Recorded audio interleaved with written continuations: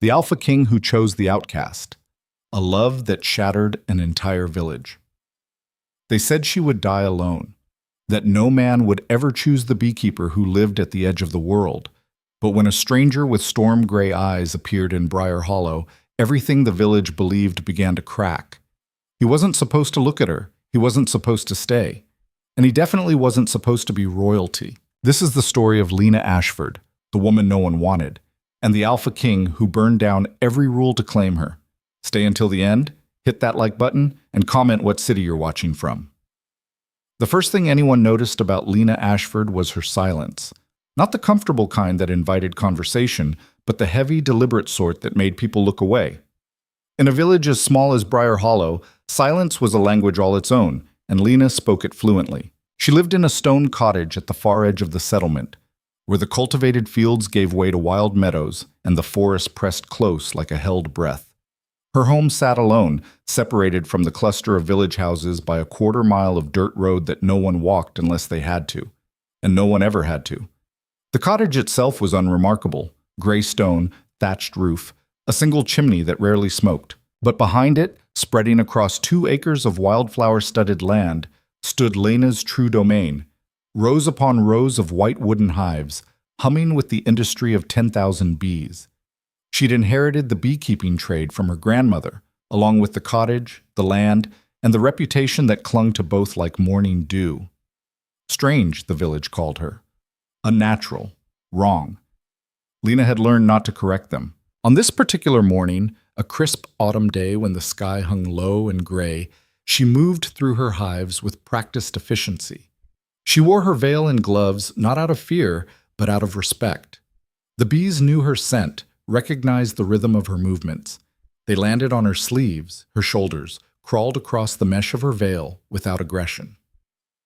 "Good morning, girls," she murmured, her voice barely audible beneath the drone of wings. She lifted the lid of the nearest hive, checking the frames with gentle hands. The honey flow had been strong this season. The wax cells were capped and golden, ready for harvest. A shadow fell across the hive box. Lena looked up sharply. 3 women stood at the edge of her property: Clara Moss, Judith Brennan, and young Eliza Thorne. All dressed in their market day best, baskets on their arms, expressions carefully neutral. Clara spoke first. She always did. Lena Ashford. Her voice carried the particular brand of politeness that Northerners used when they wanted something. "We're collecting for the Harvest Festival. Donations of honey, preserves, or coin." Lena straightened slowly, closing the hive with deliberate care. "I donated last month for the autumn tithe." "This is separate." Judith's smile didn't reach her eyes. "For the celebration. Everyone contributes." "Everyone who's part of the community," Eliza added, her young voice sharp with an edge she'd learned from her elders. The implication hung in the air like smoke. Lena pulled off her veil, meeting their stares with calm, dark eyes. She'd learned long ago that reacting only fed the fire. "I'll bring 2 jars of honey to the festival hall tomorrow." Claire's expression tightened. "We'd prefer the donation now if it's not too much trouble." Translation: "We don't trust you to follow through." Lena held Claire's gaze for a long moment. Then she turned, walking toward her cottage without a word. Behind her, she heard Judith's stage whisper, meant to be overheard. "Odd girl. Always has been." "Her grandmother was the same," Claire replied. "Some women just aren't meant for ordinary lives." "Or any life at all," Eliza said with a cruel little laugh. Lena's hands trembled as she opened her cottage door, but her face remained still. She retrieved 2 jars of golden honey from her pantry, her best harvest, worth far more than any other villager would donate, and returned to where the women waited. She held out the jars without speaking. Clara took them with a thin smile. "How generous, though I suppose you have plenty of time for beekeeping without a husband to tend to." Judith made a small sound of agreement. 26 years old, isn't it? Most women your age have 3 children by now." "I heard Thomas Grayson's boy was sweet on her once," Eliza said, her eyes bright with malice. "Before he came to his senses." Lena felt the familiar tightness in her chest. Not quite pain, not quite anger, something older and more resigned. "Will that be all?" she asked quietly. Clara adjusted her basket. "For now." She turned to leave, then paused, glancing back over her shoulder. "Oh, did you hear? Someone's moved into the old Hale property. A man, traveling alone. Came in late last night." Lena's expression didn't change. "I hadn't heard." "Strange, isn't it? The cottage has been empty for 5 years." Judith's eyes gleamed with speculation. "I wonder what kind of man chooses to live at the edge of nowhere." The three women exchanged knowing looks, a language Lena had never been invited to learn, and walked away, their laughter floating back on the cool morning air. Lena stood in her yard long after they'd gone, watching the bees move between the hives and the late-blooming asters. The Hale property. She knew it well, a mirror image of her own cottage sitting on the opposite side of the dirt road that marked the village boundary. It had belonged to an old trapper who'd died with no family to inherit. She'd grown used to the emptiness beside her. The thought of a neighbor, of anyone that close, sent an uncomfortable flutter through her stomach. "It won't matter," she told herself. "Men don't stay in Briar Hollow, especially not men who choose to live apart." She turned back to her hives, pulling the veil over her face once more. The bees, at least, never judged her. The stranger's arrival became the only topic of conversation in Briar Hollow. By midday, Lena had heard 3 different versions of the story, despite speaking to no one.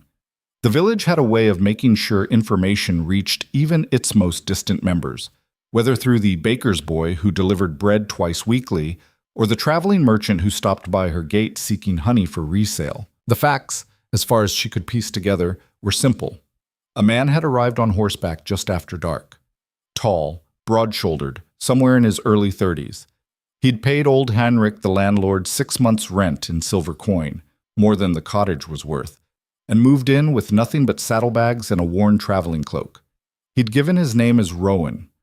No family name, no explanation of origin. By the standards of Briar Hollow, where everyone could trace their lineage back 5 generations and strangers were as rare as summer snow, this was remarkable.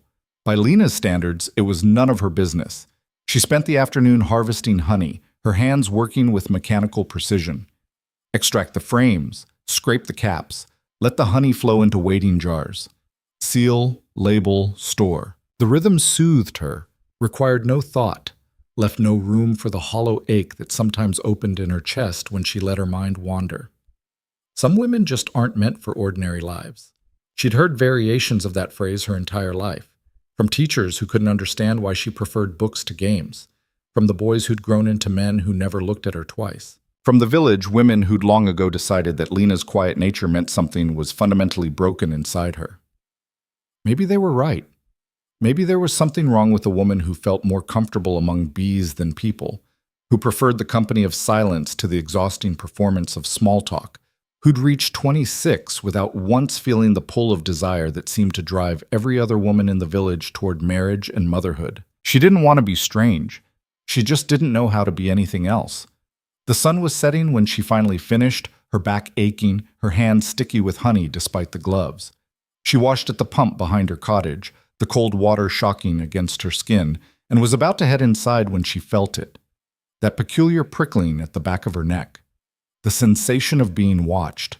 She turned slowly, scanning the tree line, the road, the empty fields. And there, standing in front of the Hale cottage, was a man. Even at this distance, she could see he was exactly as the village had described. Tall, easily over 6 feet. Broad through the shoulders in a way that spoke of physical labor, not softness. Dark hair that fell just past his collar, and a face she couldn't quite make out in the fading light. He was looking directly at her. Lena froze, her wet hands dripping onto the grass. For a long moment, neither of them moved. Then the stranger raised one hand, not a wave exactly, more of an acknowledgement, a simple gesture that somehow conveyed, "I see you. You see me. That's enough for now." Lena's heart hammered against her ribs. She didn't return the gesture, didn't smile, didn't nod, didn't do any of the things a normal woman would do when greeting a new neighbor. She simply turned and walked into her cottage, closing the door firmly behind her. Only then did she allow herself to breathe. "It doesn't matter," she told herself again. "He'll be gone in a month. They always leave." But as she stood in her dark kitchen, listening to her own pulse, she couldn't shake the strange heat that had bloomed in her chest when their eyes met across the empty road. 3 days passed before she saw him again. 3 days in which the village gossip reached a fever pitch. Rowan, still no last name, had visited the general store exactly once, purchased basic supplies, and returned to his cottage without engaging in conversation. When pressed, he'd given one-word answers. When invited to the tavern, he'd politely declined. Rude, Clara Moss had declared at the well, where Lena had gone to fill her water buckets. Absolutely rude. What kind of man comes to a village and refuses to socialize? Maybe he's running from something, Judith had speculated. Debt, a crime, a woman. Maybe he's just odd, Eliza had said, shooting a pointed look at Lena. Lena had taken her water and left. She'd perfected the art of existing without engaging. Appear when necessary. Fulfill her obligations. Disappear before anyone could corner her into conversation. It was a lonely way to live, but it was safe. On the third evening, she was checking her hives one last time before dark, a habit born of caution, to ensure no predators had disturbed the colonies. When she heard footsteps on the road, heavy, measured, deliberate, she looked up. Rowan was walking toward her, his hands tucked casually in his pockets, his expression unreadable. Up close, she could finally see him clearly, sharp features, a strong jaw, eyes the color of storm clouds. There was something about the way he moved that suggested coiled power, like a wolf pretending to be a dog.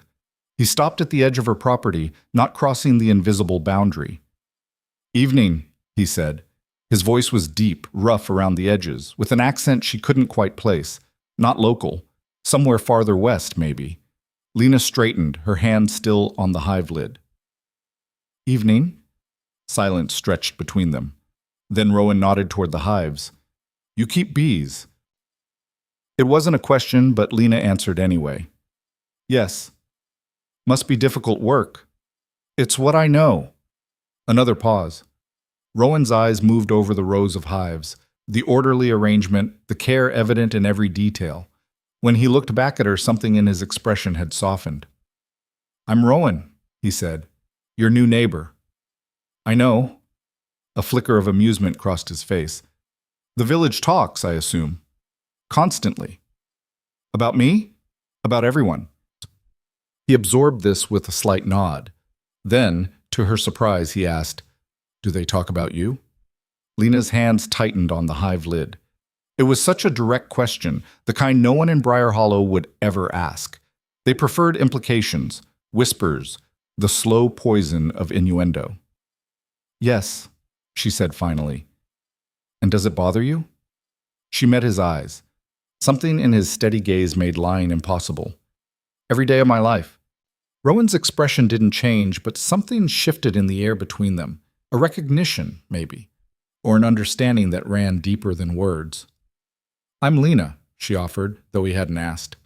"I know," he echoed, and the corner of his mouth lifted slightly. Not quite a smile, but close. "The village talks," she said, repeating his earlier words. "Constantly," he agreed. Despite herself, Lena felt something loosen in her chest. Not laughter, she couldn't remember the last time she'd laughed, but something close to it. A warmth that startled her with its unfamiliarity. Rowan glanced toward the setting sun, then back at her. "I won't keep you, just wanted to introduce myself. Seemed like the neighborly thing to do. Most people don't bother." "I'm not most people." It was a simple statement, delivered without arrogance.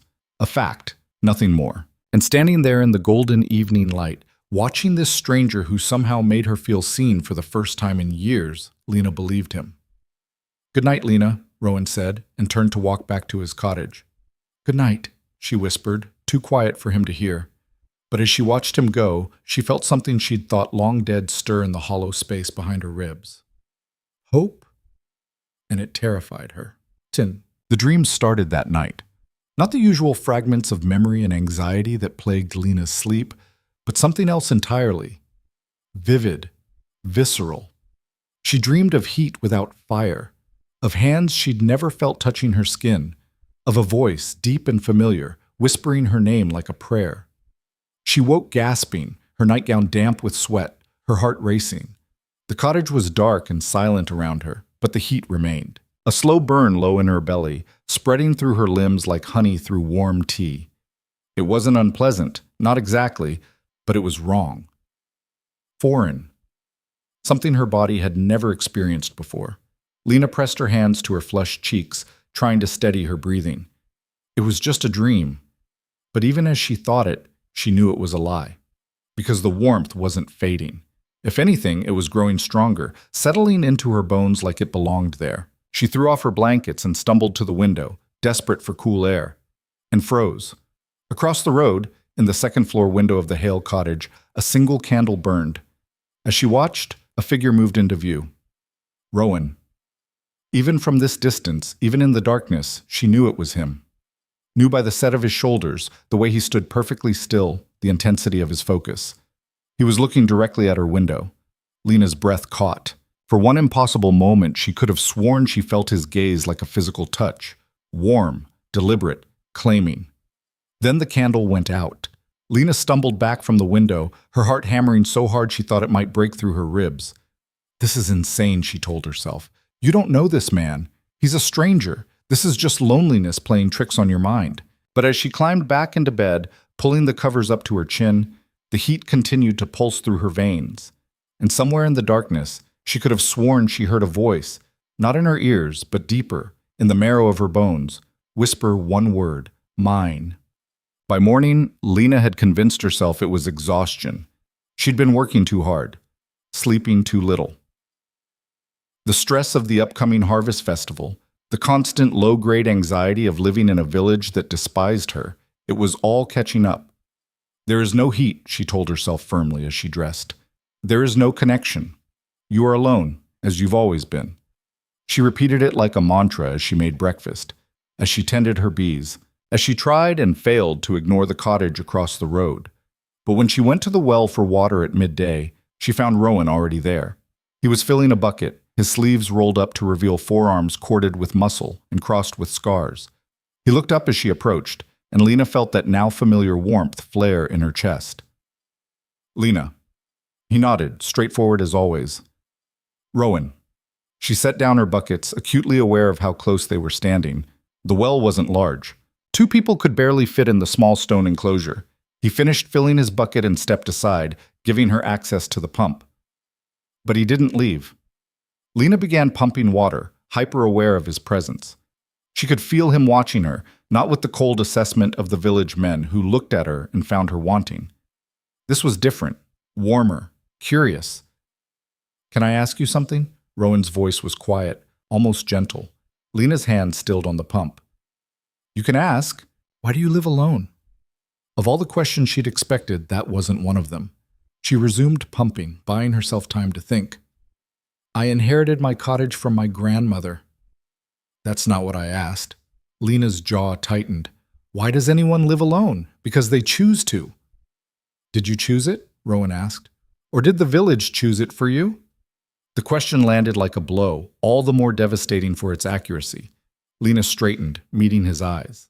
In the bright noon sun, they were almost silver. Does it matter? To me? Yes. Why? Rowan was quiet for a long moment. When he spoke, his voice was low, careful, like he was trying not to spook a wild animal. Because I've spent 3 days watching you move through this village like a ghost.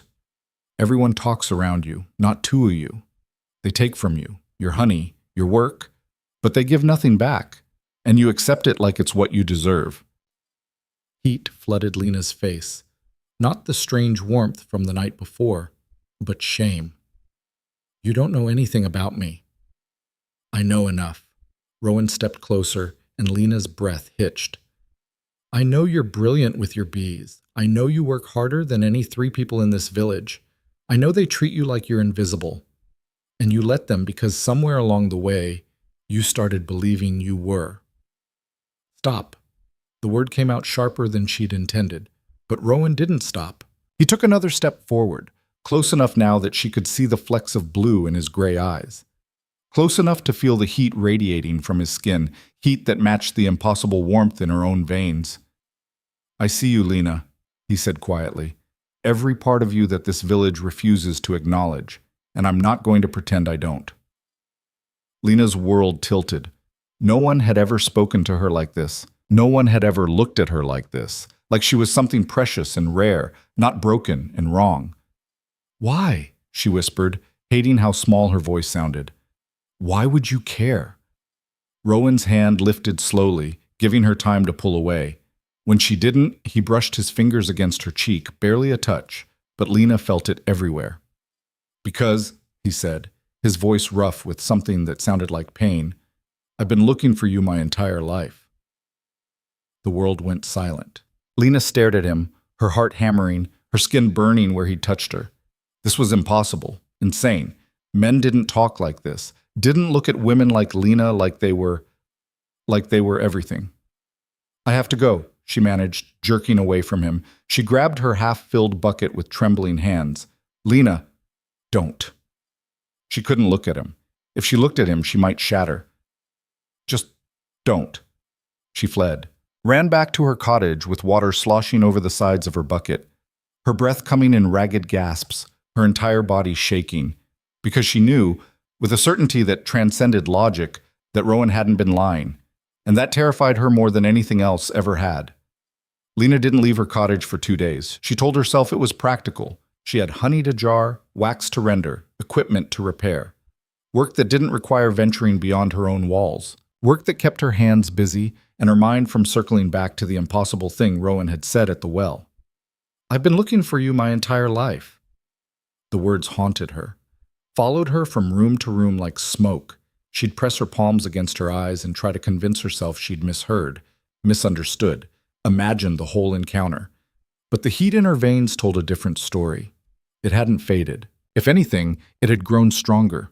A constant low burn that made her skin hypersensitive, made her aware of every brush of fabric against her body, every beat of her pulse. She'd tried everything to make it stop. Cold baths, herbal tea, standing barefoot in the frost-touched grass at dawn. Nothing worked. On the second night, she woke to find her bedroom filled with golden light. Not lamplight, not moonlight. Light that seemed to come from nowhere and everywhere at once, warm and alive and utterly impossible. Lena sat up slowly, her heart hammering.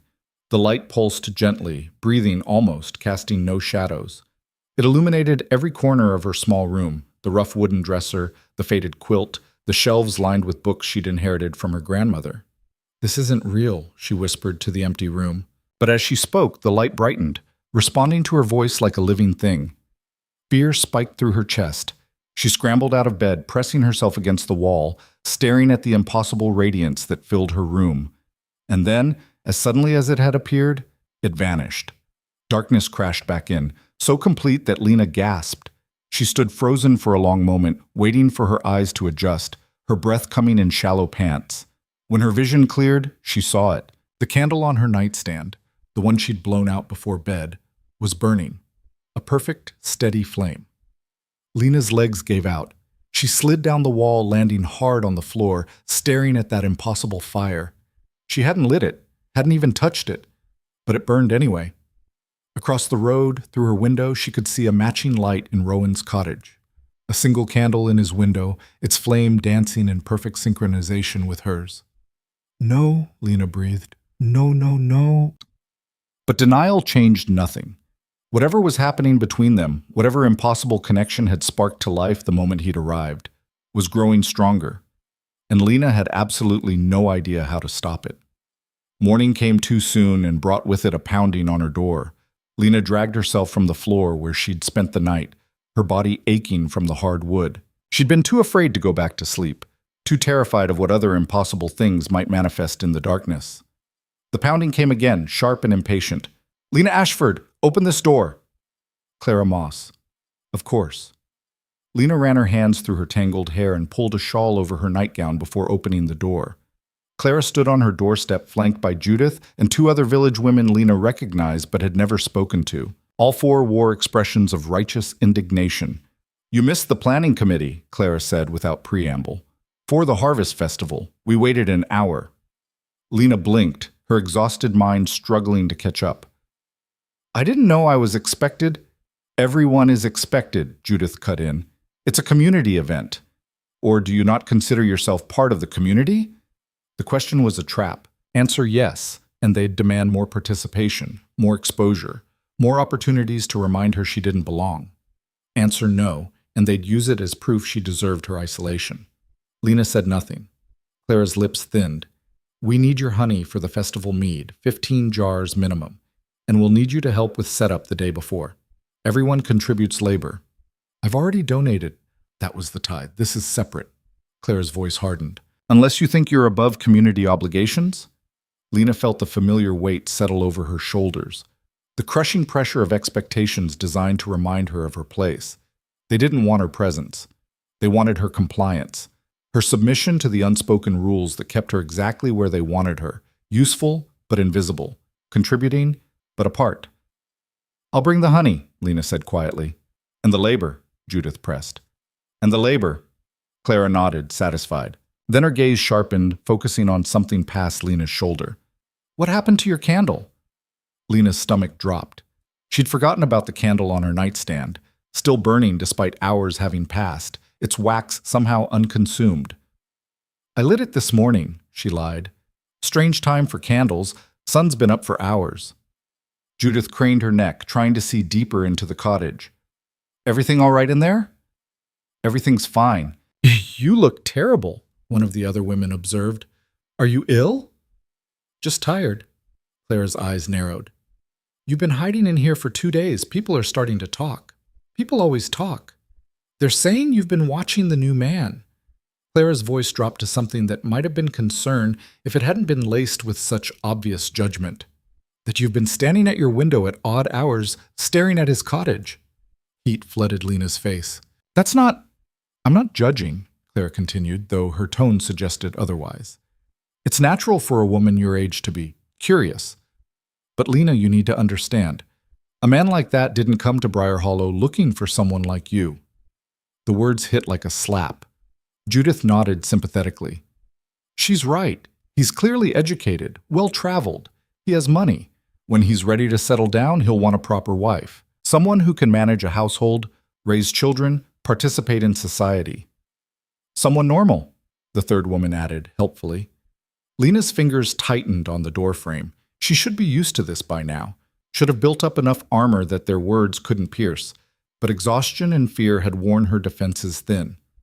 I'm not watching him, she said, her voice barely above a whisper. Good. Clara adjusted her shawl. Then you won't mind that several families are planning to invite him to dinner.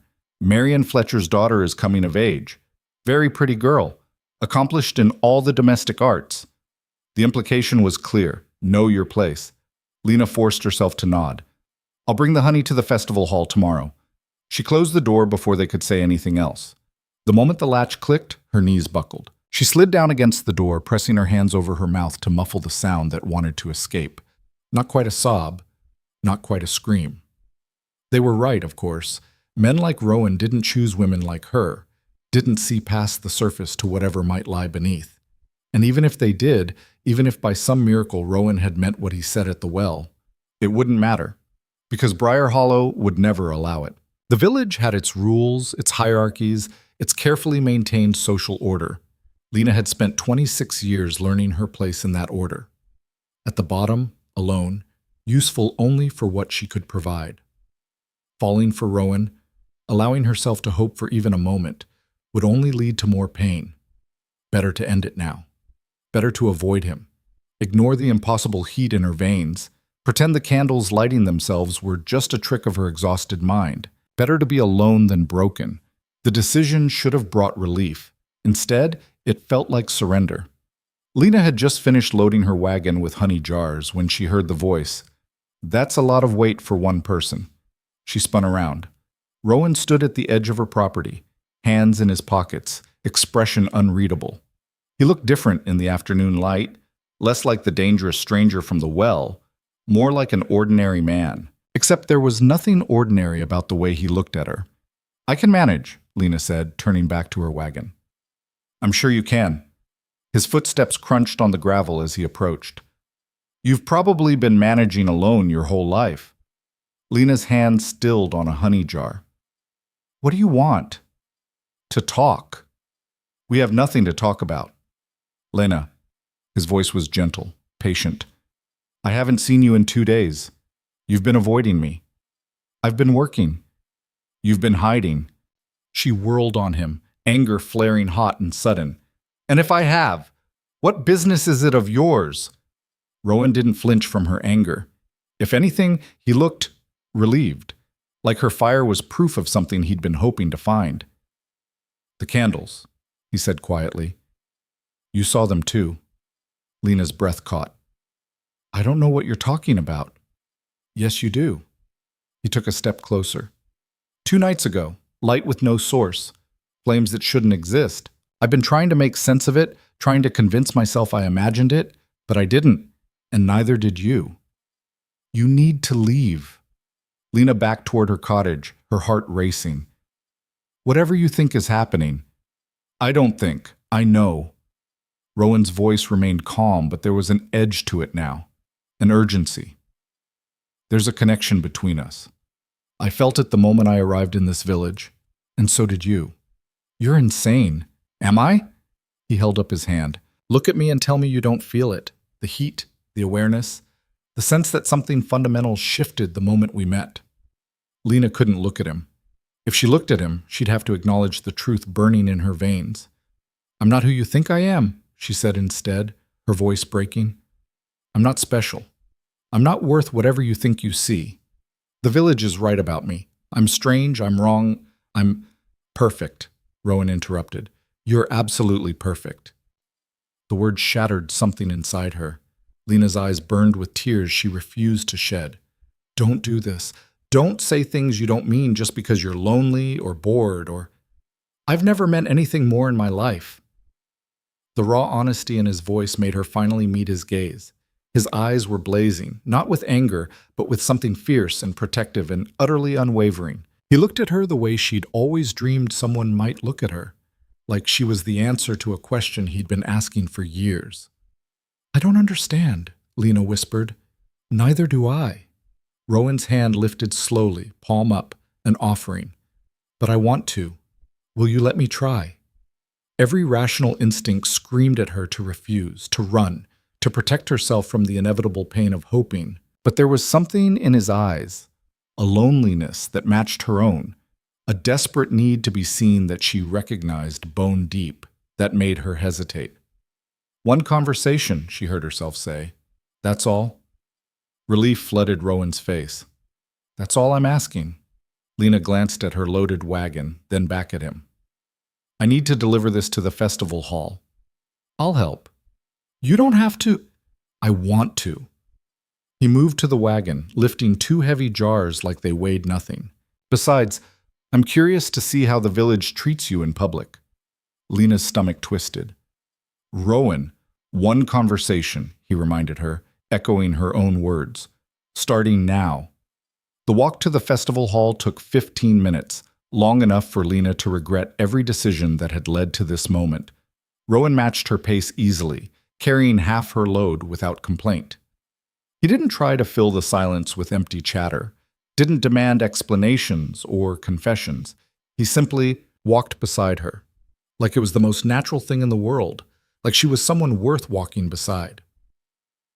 The festival hall came into view, a large wooden building at the village center, already bustling with activity as women arranged tables and men constructed booths. The moment Lena and Rowan appeared together, every conversation stopped. The silence was deafening. Clara Moss recovered first, her expression shifting from shock to something calculating and cold. "Lena, how helpful of you to bring your donation early." Her eyes moved to Rowan, lingering on the honey jars in his arms. "And you've brought help," Judith added, her tone suggesting this was somehow scandalous. Rowan set down the jars with careful precision, then turned to face the gathered villagers with a smile that didn't reach his eyes. "Rowan Hale. I'm Lena's neighbor. She mentioned she had a delivery, and I offered to assist." "How neighborly," Clara said slowly. "Though I'm surprised. You've been rather elusive since arriving. We've extended several dinner invitations." "I appreciate that. I've needed time to settle in." "And yet you have time to help with manual labor." Judith's voice dripped with implication. Lena felt heat creep up her neck. This was exactly what she'd feared. The village would twist this innocent interaction into something ugly, would use it as more proof of her strangeness. "I should go," she said quietly, setting down her own jars. Rowan's hand caught her wrist, Barely a touch, but the contact sent electricity singing through her veins.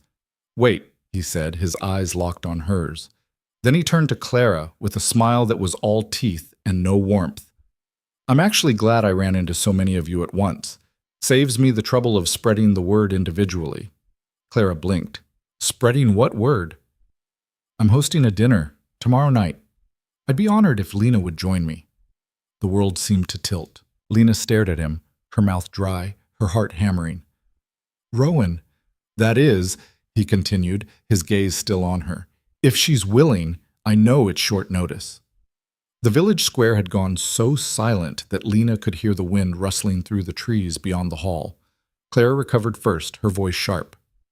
"Mr. Hale, I'm not sure you understand. Lena isn't, that is, she doesn't typically—" She trailed off, apparently unable to articulate exactly what Lena didn't do without sounding cruel. "She doesn't what?" Rowan's voice was mild, but there was steel underneath. "Socialize," Judith supplied. "She prefers solitude." "Is that true?" Rowan asked, turning to Lena. "Do you prefer solitude? Or has solitude simply been your only option?" The question hung in the air like a blade. Lena's throat tightened. She could feel the weight of every eye in the village square, could sense Clara's disapproval, could hear the whispers already forming about the strange beekeeper who thought she could rise above her station. She should refuse, should make an excuse, should do what she'd always done and disappear before the situation could escalate. But Rowan was looking at her with those storm-gray eyes, and in them she saw something she'd never seen before. A choice. Not the illusion of a choice. Not a trap disguised as an opportunity. A genuine choice.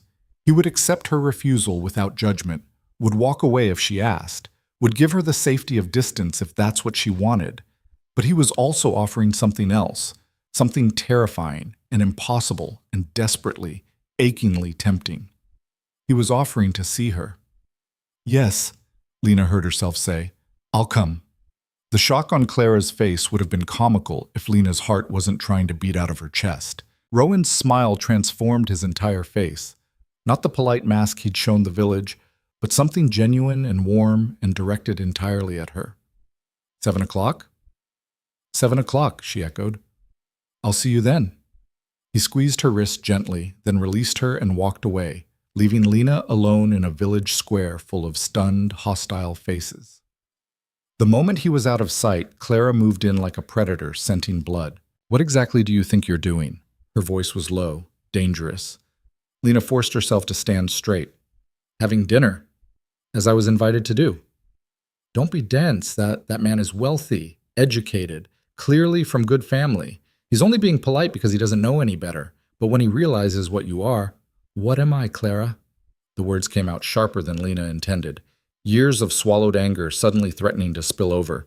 "Say it clearly. What exactly am I?" Clara's eyes narrowed. "Unsuitable. For a man like him. For any man, really. You know this. We've all tried to be kind about it, but perhaps it's time for honesty. You're odd, Lena. You always have been. And odd women who don't know their place end up hurt." "Is that a threat?" "It's a warning." Clara's voice softened into something almost pitying. "I'm trying to protect you. When he realizes his mistake, and he will, you'll be the one left humiliated. Don't set yourself up for that pain." Judith stepped closer, her expression concerned. "She's right. It's better to decline gracefully now than to be rejected later. Spare yourself the embarrassment." Lena looked around the square. Every face reflected the same sentiment. Know your place. Part of her, the part that had learned survival meant submission, wanted to listen. Wanted to run back to Rowan's cottage and tell him she'd made a mistake. That dinner was impossible. That he should forget she existed. But a smaller, fiercer part of her, the part that had survived 26 years of this quiet cruelty, was so tired of shrinking. "Thank you for your concern," Lena said, her voice steady despite the trembling in her hands. "But I've made my decision." She turned and walked away before anyone could respond. Behind her, she heard Clara's voice, cold and certain. "She'll regret this." And Lena knew, with sinking certainty, that she was probably right. The next 24 hours passed in a haze of anxiety and anticipation. Lena tried to work, but her hands were too unsteady. Tried to read, but the words blurred together. tried to convince herself to send word to Rowan that she couldn't come, that this was a mistake, that he should find someone else to share his dinner. But every time she built up the courage to cancel, she'd remember the way he'd looked at her in the village square, the absolute certainty in his voice when he'd called her perfect, and she couldn't do it. By the time evening arrived, Lena had changed clothes 4 times, redone her hair twice, and nearly worn a path in her floor from pacing. She'd finally settled on her simplest dress, dark green wool that brought out the amber flecks in her brown eyes, and braided her hair in the same practical style she always wore. If Rowan wanted her, he'd get her as she actually was, not some prettied-up version designed to please. At precisely 7 o'clock, she walked across the road to his cottage. Her hand was raised to knock when the door opened. Rowan stood backlit by warm lamplight, and Lena's breath caught. He'd cleaned up, traded his work clothes for dark trousers and a white shirt that somehow made his eyes look even more silver. His hair was still damp, curling slightly at the ends. He looked at her like she was the only thing in the world worth looking at. "You came," he said softly. "I said I would." "I know, but after yesterday—" He stepped back, gesturing her inside. "I'm glad." Lena crossed the threshold, hyper-aware of how different his cottage felt from hers. Where her space was spare and functional, his already bore signs of occupation. Books stacked on the table, maps spread across the floor, a coat hanging by the door. The scent of cooking food made her stomach growl. Rowan smiled. "I hope you're hungry. I may have overestimated portions." "You cook?" "Poorly, but with enthusiasm." He guided her to the small dining table, where 2 places were set with mismatched dishes. "I should warn you, I've been traveling for years. My domestic skills are limited." "Why?" Lena asked as she sat. "Why were you traveling?" Rowan's smile faded slightly. He was quiet for a long moment, his hand stilling over the pot he'd been stirring. "Because I was looking for something," he said finally, "and I didn't know what it was until I found it." "Found what?" He turned to face her, his expression raw and honest. "You." Lena's heart stuttered. "You can't possibly mean that. You don't even know me." "Don't I?" Rowan served the food, some kind of stew that actually smelled decent, and sat across from her. "You're brilliant and capable. You've survived in a place that actively works against you. You're kind despite having every reason to be bitter. You find beauty in small things, your bees, your work. You're stronger than you give yourself credit for. You've known me for less than a week. Some things don't require time to recognize." He met her eyes. "Tell me I'm wrong. Tell me you don't feel it too." Lena's hands trembled around her spoon. "I don't know what I feel. Everything's been strange since you arrived. The heat, the candles, the way you look at me like what? Like I matter." The words came out broken, and Lena immediately wished she could take them back. But Rowan's expression softened. "You do matter," he said quietly, "more than you could possibly understand." "Why?" The question burst from her, desperate and raw. "Why me? I'm nobody. I have nothing to offer. The village is right. I'm strange and unsuitable, and—" "Stop." Rowan's hand shot across the table, covering hers. The moment their skin touched, heat flared between them. Not painful, but intense, undeniable. Lena gasped. So did Rowan. They both stared at their joined hands as golden light began to emanate from the point of contact. Not bright enough to hurt, but unmistakable. Impossible. "What is this?" Lena whispered. Rowan's voice was rough, shaken. "I don't know, but I think—" He looked up, and his eyes were blazing with that same golden light. "I think we need to find out together." The light pulsed once, bright and warm and alive, and then every candle in the cottage ignited at once. Lena jerked her hand back as if burned, stumbling out of her chair. The golden light vanished instantly, plunging the room into the warmer, steadier glow of ordinary candlelight, except there was nothing ordinary about 24 candles igniting simultaneously without touch or spark. "What?" Her voice failed. She pressed her back against the wall, staring at Rowan with wide, terrified eyes. "What are you?" Rowan stood slowly, his hands raised in a placating gesture. "Lena, please, I can explain." "Can you?" Her laugh came out high and brittle. Can you explain why candles light themselves when we touch? Why I've felt like I'm burning from the inside out since you arrived? Why every rational law of nature seems to bend around you? Yes. His voice was steady, but she could see the tension in his shoulders, the careful control in every movement. But you need to calm down first. Don't tell me to calm down! The words exploded from her, years of suppressed emotion finally finding a target. I've spent my entire life trying to be normal, trying to convince myself and everyone else that there's nothing wrong with me. And then you show up and suddenly, nothing makes sense anymore. So no, I will not calm down. I want the truth. Now. Rowan was silent for a long moment, his gray eyes searching her face. When he spoke, his voice was low and careful. If I tell you, everything changes. You can't unhear it, can't go back to not knowing. I crossed that threshold the moment I agreed to dinner. Lena forced herself to stand straight despite the trembling in her legs. Tell me. He exhaled slowly, running a hand through his hair. You're right. You deserve the truth. He gestured to the chairs. But please, sit. This isn't a short story. Lena didn't move. I'll stand. Stubborn, he muttered, but there was something like admiration in his tone. He leaned against the table, creating distance between them. What do you know about the Western Territories? The question caught her off guard. What does that have to do with everything? Please, just answer. Lena's mind raced. The Western Territories were a week's journey from Briar Hollow, a vast region of mountains, forests, and scattered settlements. She knew them mostly for merchants' tales, wild lands, powerful families, old traditions that the more civilized eastern provinces had long abandoned. Not much, she admitted. They're remote, governed by territorial lords rather than the crown. Not lords. Rowan's voice was quiet. Alphas. Lena blinked. That's just folklore, stories to scare children. Is it? He held up his hand and she watched in stunned silence as that golden light began to emanate from his palm again. Not bright or hot, but undeniable. Alive. Does this look like folklore to you? Her breath caught. That's impossible. So are candles that light themselves. So is the heat you've been feeling. So is the pull between us that gets stronger every day. The light faded from his hand. It's called a bond, Lena. It's what happens when two compatible souls recognize each other. Compatible souls.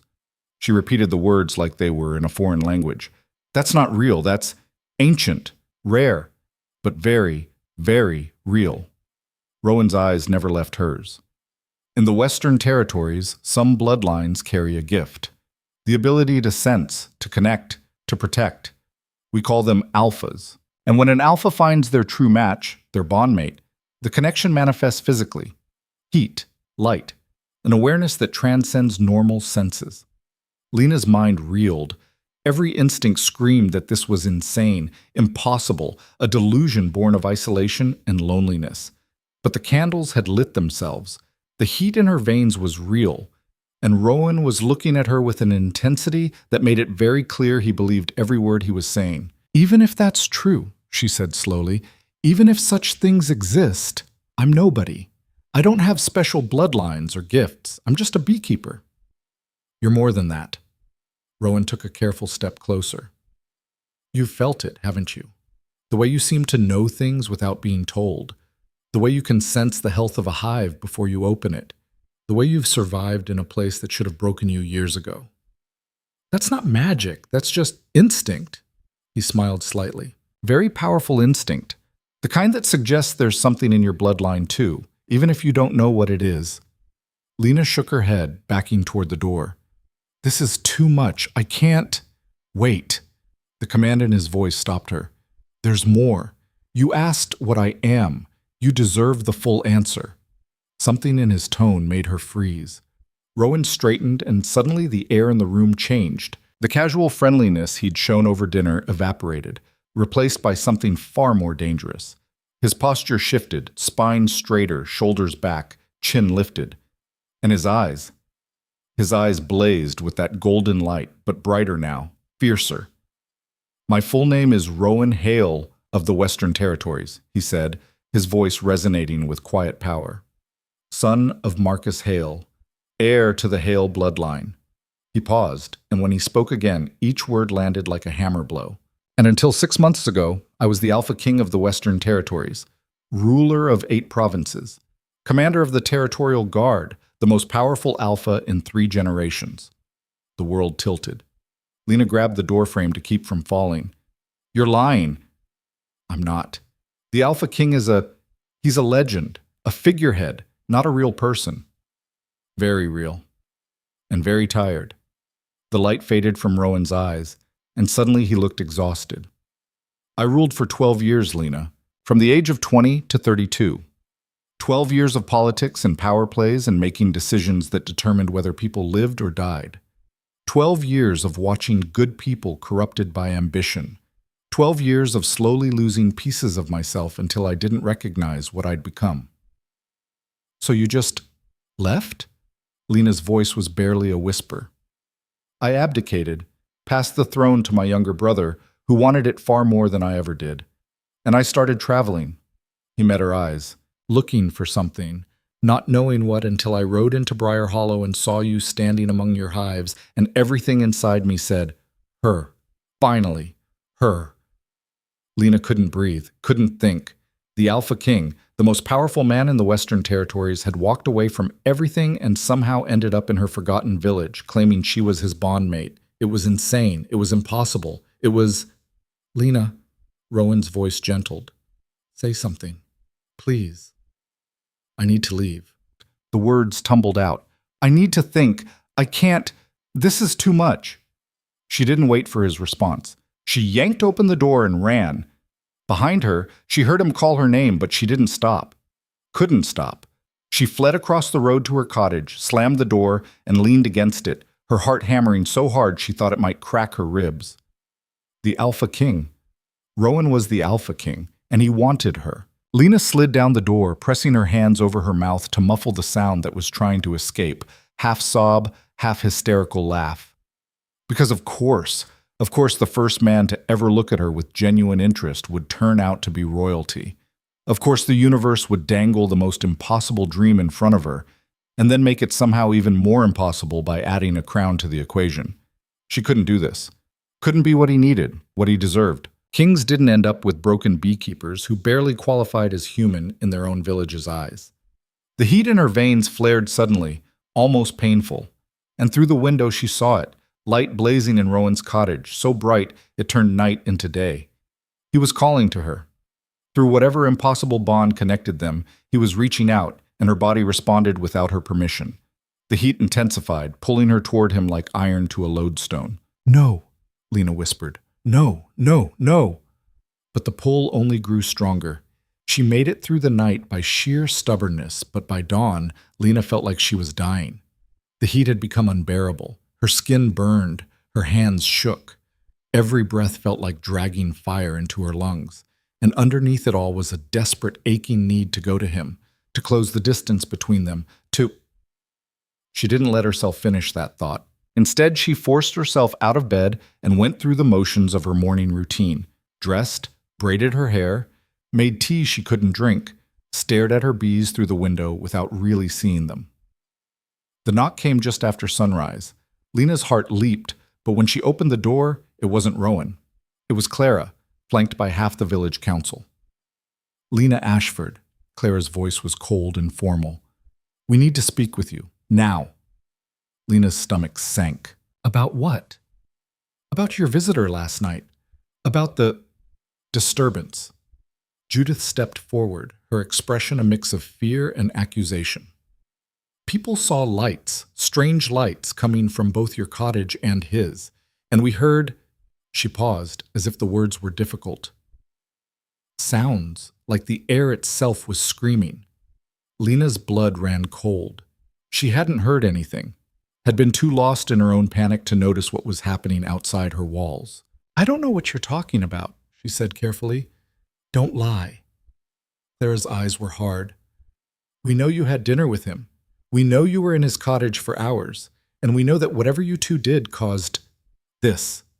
She gestured, and for the first time, Lena looked past the gathered villagers. Her breath stopped. The grass between her cottage and Rowan's was scorched. Not burned exactly, scorched in a perfect circle, as if something enormously hot had pressed down from above. And in the center of the circle, the dirt road had cracked, the fissures spreading outward like a spiderweb. What? Lena stepped outside, staring at the destruction.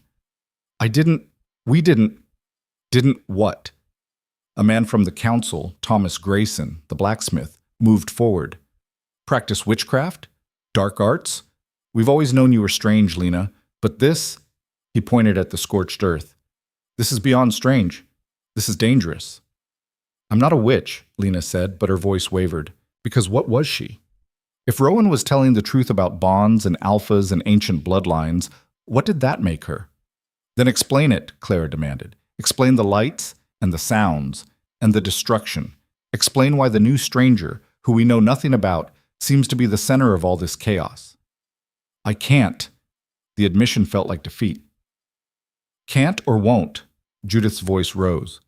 Lena, people are frightened. Children are having nightmares. Livestock are agitated. Whatever you've brought into this village, I haven't brought anything, Lena's temper finally snapped. I've lived here my entire life. I followed your rules, kept to myself, given you my honey and my labor, and asked for nothing in return. And now you're blaming me for something I don't understand? The timing is rather suspicious, Thomas said coldly. Nothing strange happened until he arrived, and you're the only one he's shown interest in. The implication was clear. Lena had somehow attracted this danger, had brought it on herself through her strangeness, her wrongness. I want you to stay away from him, Clara said, for your own safety and the safety of this village. No more dinners, no more conversations. You will go back to your bees and your cottage, and you will not engage with Rowan Hale until we've determined whether he's a threat.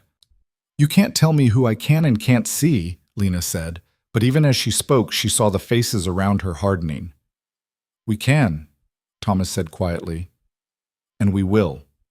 This village has rules, Lena, and one of them is that we protect our own, even from themselves. I don't need protection. That's not your decision to make. Clara's voice was final. Stay away from him or face consequences. The threat hung in the air. Lena wanted to argue, to fight, to tell them they had no right. But she was one woman against a village, one strange, isolated woman who'd spent her entire life learning that fighting the collective only led to more pain. Fine, she whispered. Clara nodded, satisfied. Good. We'll be watching to ensure compliance. She turned to the others. Come. We need to speak with the stranger next. They moved as a group toward Rowan's cottage, leaving Lena standing alone in her doorway, staring at the scorched earth between their homes. She watched them knock, watched Rowan answer, his expression carefully neutral as Clara explained the situation. She was too far away to hear the words, but she could see the tension in his shoulders, the way his eyes kept drifting across the road to where she stood.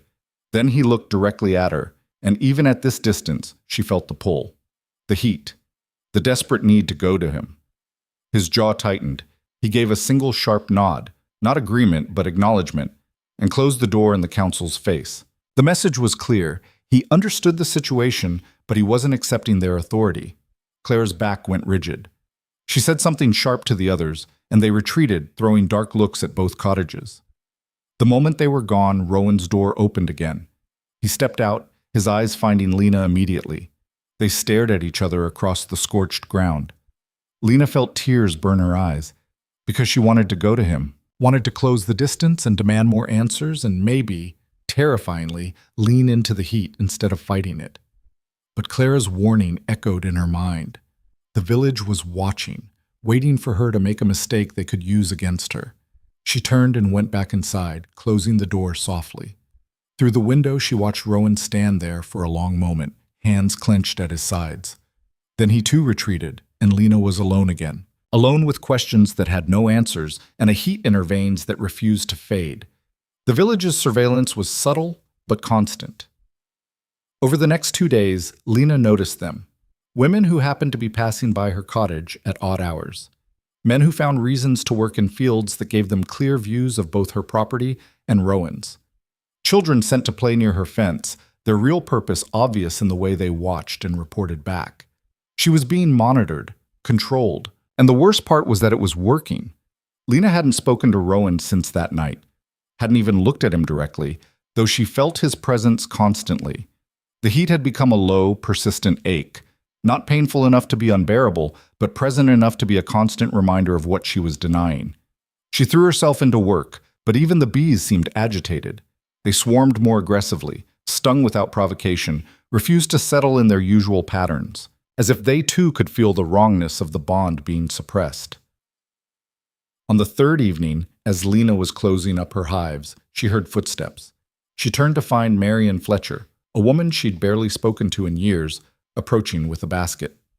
"Lena." Marian's smile was strained. "I brought you some fresh bread. Thought you might appreciate it." Lena stared at the basket. Marian had never brought her anything before. Why? Does there need to be a reason? Marian set the basket on Lena's fence. "We're neighbors. I thought—" She trailed off, her eyes darting to Rowan's cottage. "I wanted to talk to you, woman to woman." Here it comes, Lena thought. Another warning. Another reminder of her place. "About what?" she asked tiredly. Marian's expression shifted to something like pity. "I heard Clara spoke to you. About Mr. Hale. If you're here to reinforce her message, I'm not." Marian glanced around, as if checking for listeners. "I'm here to tell you to be careful." "I am being careful." "No, I mean—" Marian lowered her voice. "There's talk about doing more than just watching. Thomas and some of the other men, they're discussing stronger measures." Lena's blood ran cold. "What kind of measures?" "They haven't decided yet, but they're frightened, Lena, and frightened men do stupid things." Marian's eyes were genuinely concerned. "Whatever that man is to you, whatever's happening between you, it needs to stop before someone gets hurt." "Nothing's happening," Lena said, but the words felt hollow. "Don't lie to me. I've seen the way you look at each other when you think no one's watching." Marian reached out, touching Lena's arm. "I know what it's like to want something you can't have. But sometimes the price is too high. Sometimes it's better to let go before you destroy everything." "Is that what you did?" Lena asked quietly. "Let go?" Marian's expression crumbled slightly. "Every day of my life, and I survived." She squeezed Lena's arm. "That's all I'm asking, that you survive." She left the basket and walked away, her shoulders hunched against the evening chill. Lena stared at the bread, untouched, as the sun set behind her.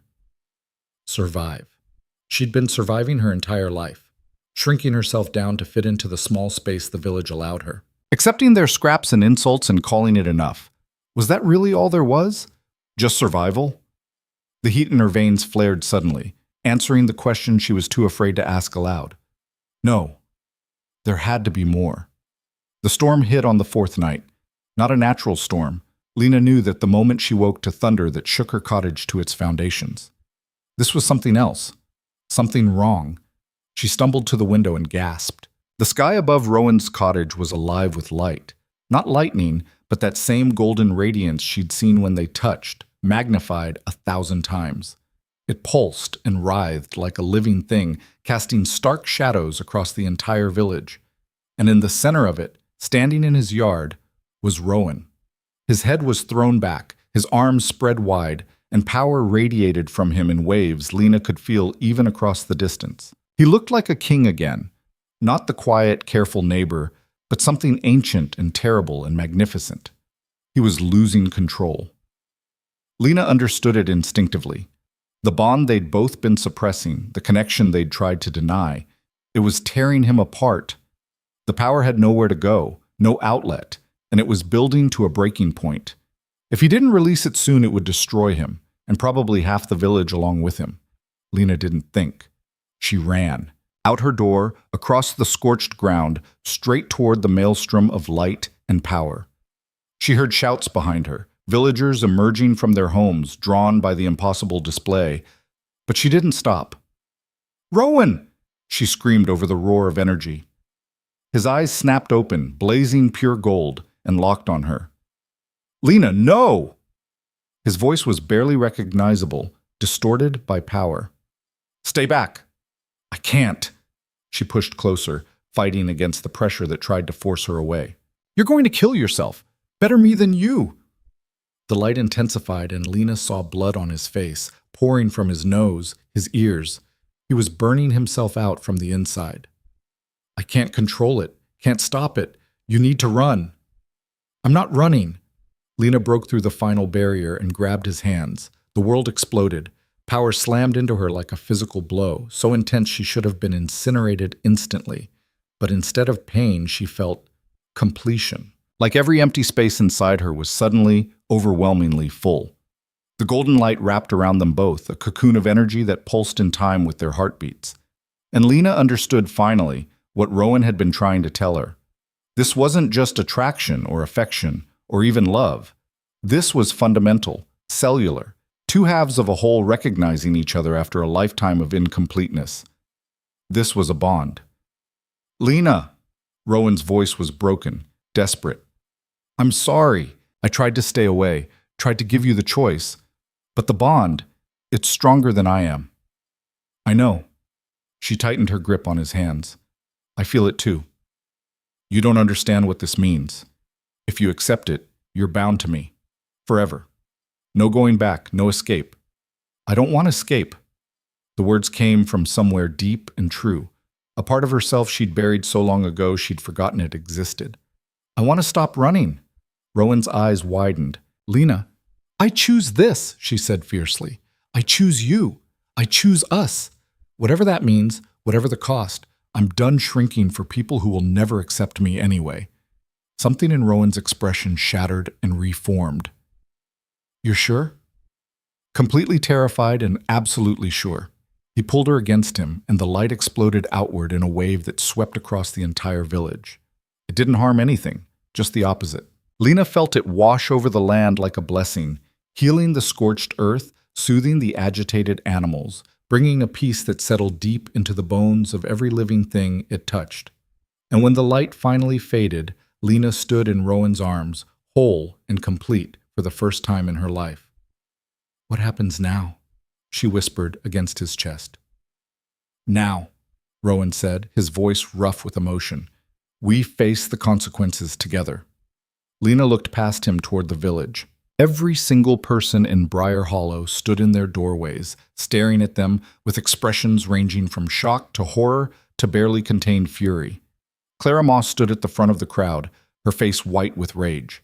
And Lena knew, with absolute certainty, that the real battle had just begun. The silence that followed the light's dissipation was absolute. Lena could hear her own heartbeat, feel Rowan's chest rising and falling against hers. But beyond that, nothing.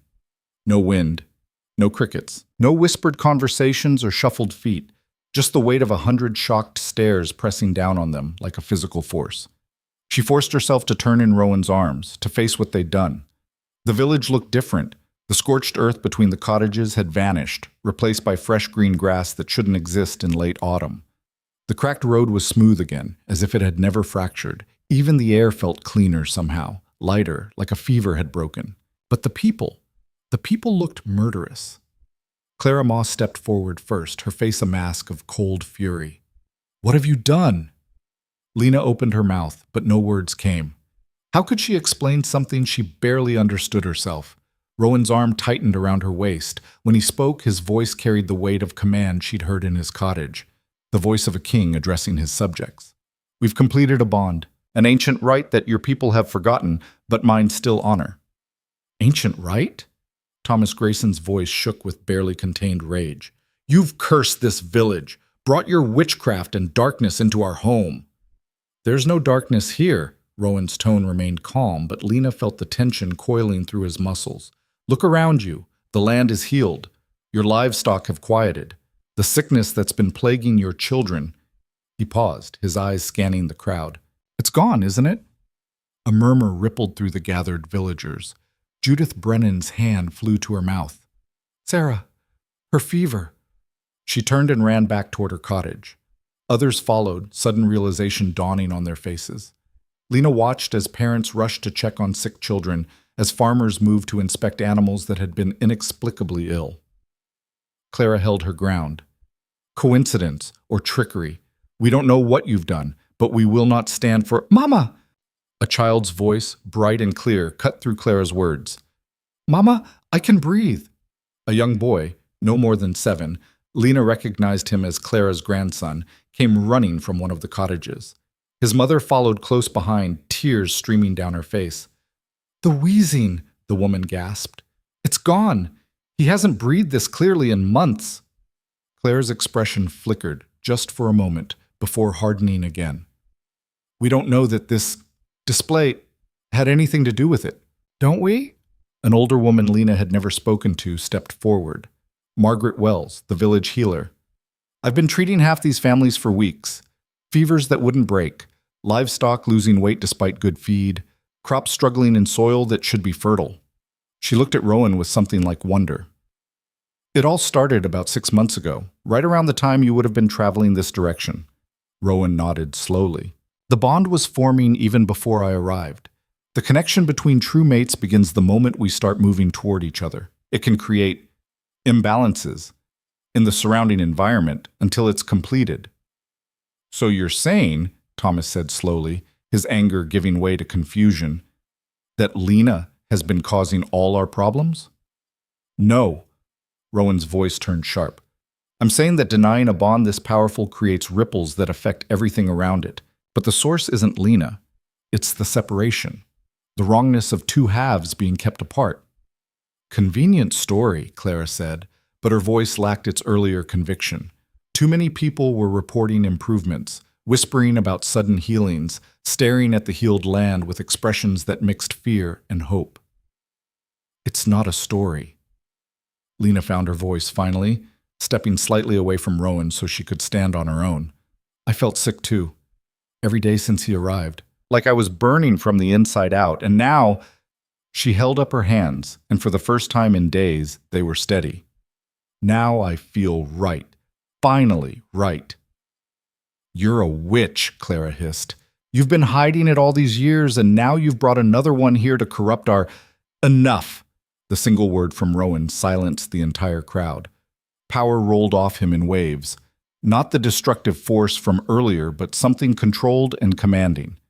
"You want to know what I am? Fine. I am Rowan Hale, former Alpha King of the Western Territories. I ruled 8 provinces and commanded armies that could level this entire village before you finished breakfast. I walked away from that power because it was destroying me, and I came here looking for peace." He pulled Lena back against his side. "What I found was her, a woman you've spent 26 years tearing down because she didn't fit your narrow definition of acceptable. A woman who's given you everything and received nothing but cruelty in return. And yes, she's my mate, my bond partner, the other half of my soul, and I will not apologize for choosing her." The silence that followed was different now, weighted with shock rather than anger. "Alpha King," someone whispered. "The Alpha King." "That's impossible," Clara said, but her voice wavered. "The Alpha King doesn't abandon his throne to chase peasant girls in forgotten villages. This one did." Rowan's smile was sharp. "Because unlike you, I recognize value when I see it. And Lena Ashford is worth more than every person in this village combined." Lena's breath caught. No one had ever defended her like this, had ever stood up to the collective weight of Briar Hollow's judgment and declared her worthy. It should have felt triumphant. Instead, she felt the familiar weight of fear settling over her shoulders. Because Rowan might be able to face down a hostile village, but she still had to live here. She still had to walk these streets, buy supplies from these shops, exist in this space that had made its hatred clear. "Rowan," she said quietly, "can we go inside?" He looked down at her, and something in his expression softened. "Of course." He guided her toward his cottage, keeping himself between her and the crowd. Just before they reached the door, Clara's voice rang out.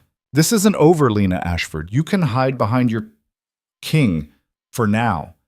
But eventually, you'll have to face what you've done. What you've brought into our home." Lena paused at the threshold, turning to meet Clara's glare. For the first time in her life, she didn't look away.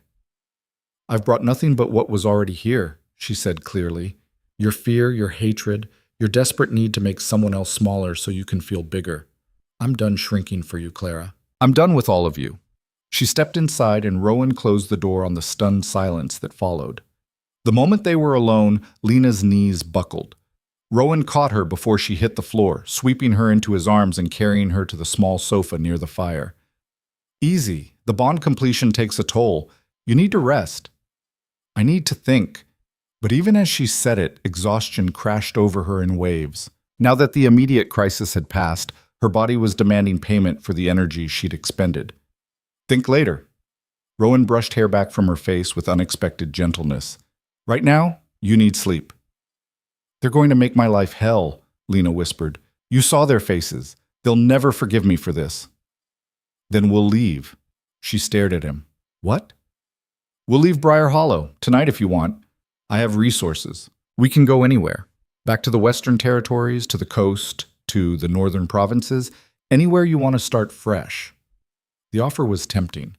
So tempting that Lena almost said yes before the words were fully out of his mouth. But something stopped her. I can't, she said finally. Rowan's brow furrowed. Why not? Because running away doesn't solve anything. It just proves them right, that I'm too strange, too wrong to exist in normal society, that I need to hide. She sat up, ignoring her body's protests. I've spent my entire life running from who I am, making myself smaller, quieter, less. And where did it get me? Still hated, still alone, still wrong in their eyes. Lena, no. She took his hands, feeling the warmth of the bond pulse between them. You walked away from a throne because you were tired of power destroying you. I understand that, but I've never had power, never had the chance to stand up and say, this is who I am, and I'm not apologizing for it. If I run now, I'll never get that chance. Rowan was quiet for a long moment, studying her face. You want to stay, even though they'll make you miserable. I want to fight. The words came from somewhere deep and fierce. I want them to see what they've been doing to me for 26 years. I want them to face their own cruelty and know they were wrong. A slow smile spread across Rowan's face. There she is. Who? The woman I saw standing among her bees, completely unafraid of things that could kill her with a single sting. The woman who survived in a hostile environment through nothing but sheer stubborn will. He cupped her face in his hands. The queen I knew you were. Lena's throat tightened. I'm not a queen. Yes, you are. You just haven't claimed your crown yet. He pressed his forehead to hers. But if you want to stay and fight, I'll stand with you. Every single day. Whatever you need. Even if it gets ugly?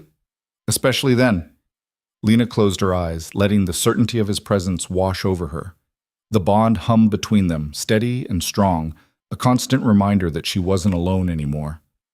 Okay, she whispered. Then we stay. Sleep claimed her before she could say anything else. Lena woke to sunlight streaming through unfamiliar windows and the scent of coffee she hadn't made. For a moment, disorientation swamped her. This wasn't her cottage, wasn't her bed, wasn't her... Memory crashed back in. The bond, the confrontation, the decision to stay and fight. She sat up slowly, finding herself on Rowan's sofa with a blanket tucked around her. He sat at the table across the room, maps and papers spread before him, a cup of coffee steaming at his elbow. He looked up as she moved, and his smile was warm. Morning, how do you feel? Lena took inventory. The exhaustion was gone, replaced by a sense of vitality she'd never experienced before. The constant low-grade anxiety that had been her companion for years had vanished. Even her chronic headache, so familiar she'd stopped noticing it, was gone. Good, she said, surprised. Really good, actually. The bond is fully established now. You'll find a lot of things easier. He stood, pouring a second cup of coffee and bringing it to her. How you feel physically, how clearly you think, even how you interact with the world around you. It's like removing static from a signal. Lena accepted the coffee, cradling it between her hands. Is that how it was for you? I've never bonded before, but yes, I can feel the difference, the restlessness I've carried for years, the sense that something was missing. He sat beside her. It's gone. They sat in comfortable silence for a moment, sipping coffee, as morning light filled the small cottage. Then Rowan said, We need to talk about what happens next. Lena's stomach tightened. The village. The village, yes. But also... He set down his cup. Lena, Do you understand what completing this bond means, beyond the physical connection? Not really, she admitted. You said we're mates, that it's permanent, but I don't know what that entails. Rowan took her hand, his thumb tracing circles on her palm. In alpha culture, a bondmate is more than a spouse. You're my equal in every way, my partner, my counsel. Where I go, you go. What I have, you have. And if I still held the throne, he paused, you would be queen. The word landed like a stone in still water. But you don't hold the throne, Lena said carefully. No, but I still carry the bloodline, the power, the connections. Which means you do too now. His eyes searched hers. People will come looking for us eventually. The Western territories don't forget their alphas easily. And when they find out I've bonded, that I've found my mate, he squeezed her hand. Your life is going to change, Lena, radically, unavoidably. I need you to understand that. Lena's mind reeled. She'd been so focused on the immediate problem of Briar Hollow that she hadn't considered the larger implications. What kind of changes? Attention, scrutiny, people trying to use our connection for political gain, probably assassination attempts if we're being honest. Assassination attempts, Lena repeated faintly. The Western territories are complicated. Powerful families don't like disruptions to the status quo. My abdication was controversial enough.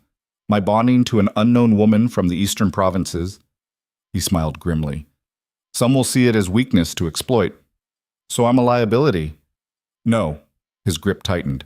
You're the reason I'm strong enough to face any of it. But I won't lie to you about the dangers. Lena set down her coffee, her hands shaking slightly. This is insane. 3 days ago I was just a beekeeper. Now I'm supposed to be… what? A political target? A queen in waiting? You're supposed to be exactly who you are, Rowan said firmly. Everything else is just details we'll figure out together. Easy for you to say. You were raised for this, and you were raised to survive in an environment designed to break you. We both have our strengths. He lifted her hand to his lips, pressing a kiss to her knuckles. Trust me, Lena, you're more ready for this than you think. Before she could respond, a knock sounded at the door. They both froze. Rowan rose slowly, his entire demeanor shifting to something alert and dangerous. Stay here. He moved to the door, opening it with controlled precision. Margaret Wells stood on the doorstep, her healer's bag over one shoulder, her expression carefully neutral. Mr. Hale, Miss Ashford, may I come in? Rowan glanced back at Lena, who nodded. He stepped aside, allowing the old woman to enter. Margaret's eyes swept the cottage, taking in Lena on the sofa, the maps on the table, the obvious signs of occupation. I'm not here to cause trouble, she said without preamble. I need to speak with you both. About what? Lena asked. About what you did last night. Margaret set down her bag and pulled out a small leather journal. I've been keeping records of every illness in this village for 40 years. It's how I track patterns, predict outbreaks, understand what's working and what isn't. She opened the journal, revealing pages dense with neat handwriting. 6 months ago, everything changed. Ailments that should have responded to standard treatments didn't. Healthy people got sick for no reason. Animals stopped thriving. I've been going mad trying to figure out why. She looked up, meeting Lena's eyes. And then last night happened. And this morning, for the first time in half a year, every single one of my patients is improving. Some are completely healed. Lena's breath caught. You think the bond did that? I don't think, I know. Margaret closed her journal. I'm old enough to remember the stories my grandmother told about the old ways before the eastern provinces decided to civilize themselves, about alphas and bonds and the power that comes from two souls recognizing each other. She smiled slightly. Most dismissed it as folklore, but I always wondered. Why are you telling us this? Rowan asked. Because the village needs to know, needs to understand that you didn't curse us, you healed us, that Lena isn't the problem. She never was. Margaret's expression hardened. And because I'm tired of watching good people suffer because of small-minded fear. Clara and the council won't care, Lena said quietly. They've already decided what we are. Clara and the council don't speak for everyone. Margaret moved to the door. There are people in this village who remember kindness. who remember that Lena has given more than she's ever received, who are willing to listen to reason. She paused. Give me a day. Let me talk to them. Then we'll see where we stand.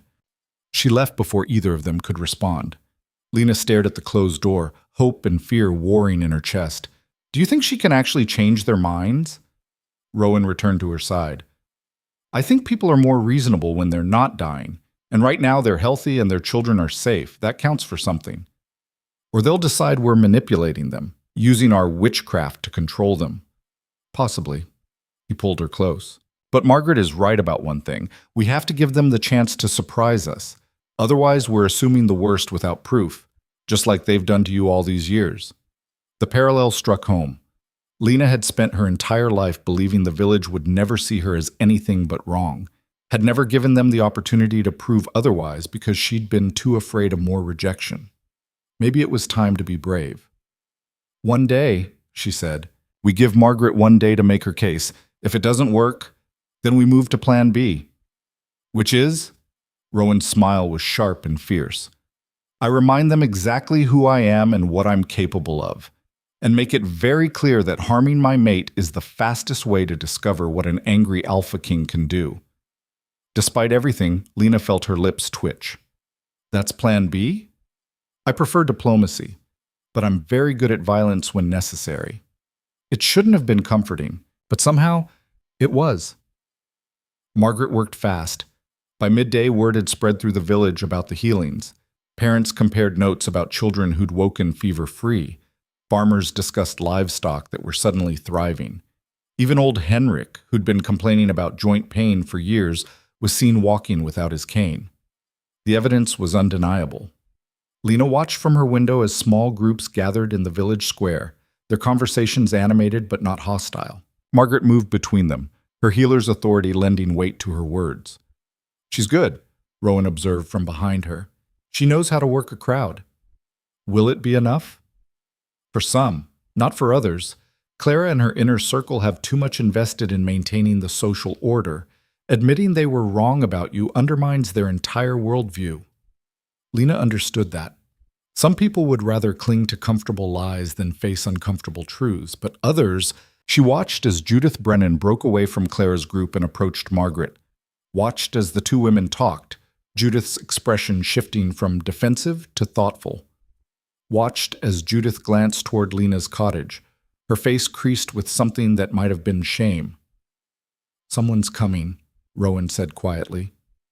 Lena tensed, but it wasn't Clara at her door, it was Judith. The woman stood on the doorstep, wringing her hands, her usual confidence nowhere in evidence. Lena, may I speak with you? Lena exchanged glances with Rowan, then nodded. She opened the door wider. Come in. Judith entered hesitantly, her eyes darting between them. I won't take much of your time. She took a breath. My daughter, Sarah. She's been sick for months, coughing until she couldn't breathe, fevers that wouldn't break. This morning she woke up singing. Judith's eyes filled with tears. I don't understand what you did or how you did it. But you saved her, and I needed to say thank you. Lena's throat tightened. We didn't mean to cause the sickness in the first place. I know, Margaret explained. About the bond being denied. About the imbalance. Judith twisted her hands together. I've been terrible to you, Lena, for years. Said cruel things, encouraged others to do the same. I told myself it was just how things were, that you were strange and it was kinder to keep you at a distance than to pretend otherwise. She met Lena's eyes. I was wrong, and I'm sorry. The apology hung in the air. Lena had imagined this moment countless times. Someone from the village acknowledging how they'd treated her, admitting their cruelty. In her imagination, she'd been gracious, forgiving, had risen above it all with dignity. But now, faced with the reality, all she felt was tired. Why now? She asked quietly. Why does it take my power proving useful for you to see me as human? Judith flinched. That's not, isn't it? When I was just the strange beekeeper, I wasn't worth basic kindness. But now that I've accidentally healed your daughter, suddenly I deserve an apology? Lena's voice remained soft, but each word landed like a blow. I'm the same person I was yesterday, last week, Last year. The only thing that's changed is what I can do for you. Lena, I accept your apology, Lena interrupted, because I'm not cruel enough to turn away genuine remorse. But don't mistake acceptance for forgiveness. You don't get to erase 26 years of isolation because you're feeling guilty. Judith's face crumpled. I understand. I needed you to know that I see it now. How wrong we were. She left quickly, her shoulders shaking. Rowan came up behind Lena, wrapping his arms around her waist. That was well done. I feel sick. That's because you have a conscience, which is more than most of them can claim. He pressed a kiss to her temple. But you made your point, and she heard it. Lena leaned back against him, letting his solid presence anchor her.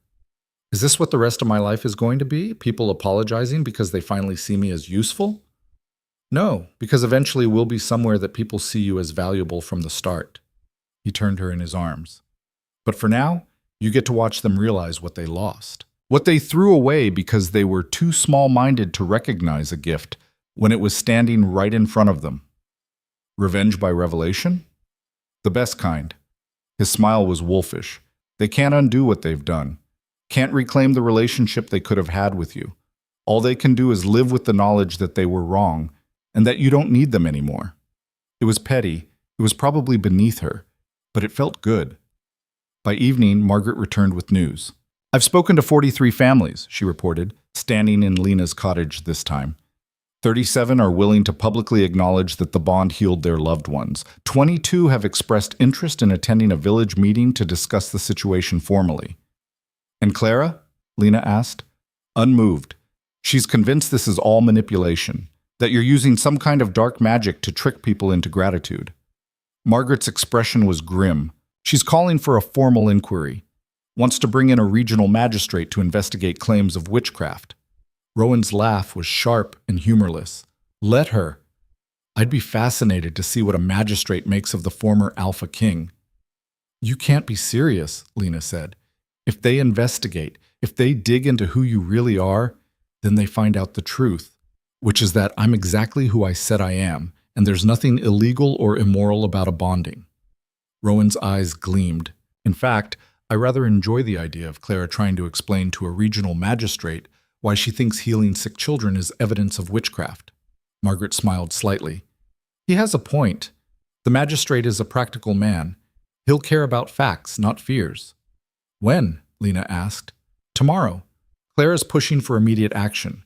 She knows that every day that passes, more people will side with you. Margaret moved toward the door. Get some rest. Tomorrow is going to be long. After she left, Lena sank into a chair, her mind racing. Tomorrow we face the magistrate, she said. And then what? Even if he rules in our favor, Clara won't stop. She'll make my life, our lives, miserable. Then we make a choice. Rowan knelt in front of her, taking her hands. We can stay and continue fighting for every inch of ground, or we can leave and build something new somewhere else. But Lena, his grip tightened. Either way, you're not facing it alone. Not anymore. Whatever you choose, I'm with you. Lena looked into his storm gray eyes and saw absolute certainty. For the first time in her life, someone had chosen her. Not her usefulness, not her compliance, not the role she could fill, just her. And that changed everything. We stay, she said firmly. We face the magistrate. We make them see the truth. And then, she smiled, feeling fierce and powerful and completely unafraid. Then we show them what we're capable of, together. Rowan's answering smile was pure pride. There's my queen. And for the first time, Lena didn't correct him. The magistrate arrived at dawn. Lena watched from her window as the carriage rolled into the village square, an official vehicle bearing the seal of the Eastern Provincial Court. A tall man in formal robes emerged, his gray hair pulled back severely, his expression suggesting he'd rather be anywhere else. Magistrate Cornelius Webb had a reputation for fairness and an absolute intolerance for wasted time. Clara had chosen her weapon well. He'll want facts, Rowan said from behind her, already dressed in clothes that somehow managed to look both simple and expensive. Evidence, testimony. He won't care about village politics or personal grudges. That should work in our favor, Lena said, though her stomach churned with anxiety. It will. Rowan's hand settled on her shoulder. Trust me. Clara thinks she's gained the advantage by bringing in outside authority. She's actually handed us the perfect platform. Lena turned to face him. What are you planning? His smile was sharp. The truth, all of it. The hearing was held in the village hall, every available seat packed with curious villagers. Lena felt their eyes on her as she and Rowan entered, some hostile, some curious, a few openly sympathetic. Margaret Wells sat in the front row, her expression serene. Judith Brennan was there too, looking uncomfortable but determined. Clara occupied the opposite side of the hall, surrounded by her supporters. Thomas Grayson stood at her shoulder like a sentinel, his arms crossed, his face set in hard lines. Magistrate Webb sat at a raised table, flanked by two clerks who would record every word spoken. He surveyed the assembly with the weary patience of a man who'd presided over too many petty disputes.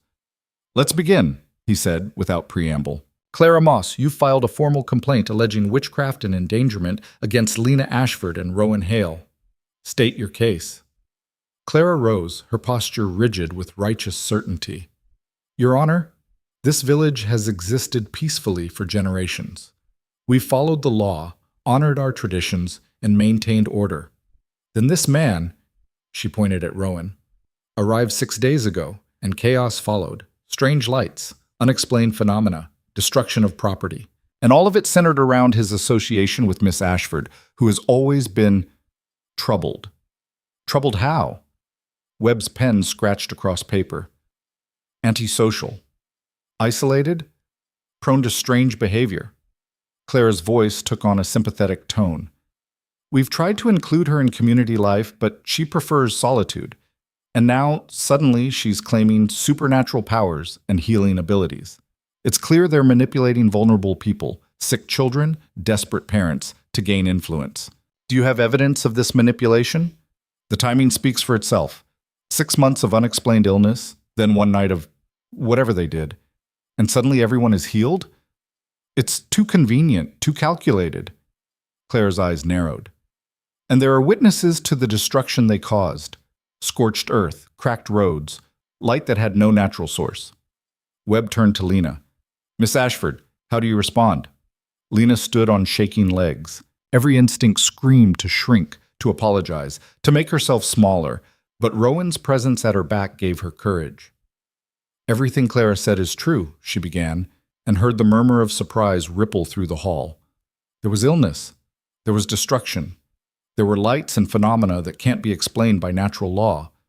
But it wasn't witchcraft. It was a bond. Explain, Webb said. Lena took a breath. Your Honor, are you familiar with alpha bloodlines? The magistrate's expression shifted to something like interest. I am. They're recognized in the Western Territories as legitimate hereditary lines with documented, unusual characteristics. Then you know that bonds between compatible alphas are also documented, rare but real. I do. Webb leaned forward slightly. Are you claiming to be an alpha? I'm claiming to be Rowan Hale's bondmate. What that makes me, I'm still discovering. And you, Mr. Hale? Webb's attention shifted. What's your position in all this? Rowan stood with the easy confidence of a man who'd addressed far more intimidating audiences. My full name is Rowan Marcus Hale of the Western Territories. Until 6 months ago, I held the title of Alpha King, ruling 8 provinces and commanding... The hall erupted. Webb's gavel cracked like thunder. Silence, or I'll clear this room. The noise died down to frantic whispers. Clara's face had gone white. That's impossible. The Alpha King doesn't abandon his throne to find his mate? Rowan's smile was dangerous. Why not? I spent 12 years as king. I earned the right to choose my own path. And when I felt the first stirrings of a bond forming, I abdicated in favor of my brother and went searching. You expect us to believe, Thomas said slowly, that you're royalty? I don't expect anything. I can provide documentation if the magistrate requires it. Letters of abdication bearing the territorial seal. Correspondence from my brother, the current king. Witness testimony from a dozen nobles who'd recognize me on sight. Rowan pulled a folded paper from his jacket. Or you could read this. He handed it to Webb, who unfolded it with careful precision. His eyebrows rose. This is a formal letter from King Marcus Hale II, he read aloud, confirming his brother Rowan's abdication and current status as Alpha King Emeritus. It bears the territorial seal and is dated 4 months ago. The silence was absolute. Clara's mouth opened and closed soundlessly. Webb set down the letter. Mr. Hale, why didn't you present this information immediately upon arrival? Because I came here seeking peace, not recognition. I wanted to live quietly, discover whether the bond I sensed was real, and perhaps find something resembling normalcy. Rowan's voice hardened. Instead, I found a village terrorizing a woman whose only crime was being different. And when I tried to protect her, to complete a bond that was causing harm to everyone by remaining unfinished, I was accused of witchcraft. The harm, Webb said carefully. You're referring to the illnesses? Yes. Margaret Wells can explain better than I can. Rowan gestured to the healer. Margaret stood, her journal in hand. Your Honor, I've been documenting unusual health patterns for 6 months. The timeline matches exactly with when Mr. Hale would have begun traveling in this direction. In Alpha lore, an incomplete bond creates environmental disruption. The closer the mates get to each other without completing the connection, the worse the effects. When they finally bonded, she gestured to her journal. Every single patient recovered overnight. I've never seen anything like it. And you believe this was caused by a supernatural bond? I believe the evidence speaks for itself. Unless you have a better explanation for why 37 people recovered from distinct ailments simultaneously. Webb was quiet for a long moment, his fingers steepled. Miss Ashford, you said you're still discovering what being a bondmate means. What have you discovered so far?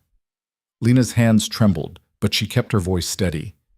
That I'm stronger than I thought, that I don't have to accept cruelty as normal, and that sometimes the things people call wrong are actually just different. And the destruction, the scorched earth and cracked roads?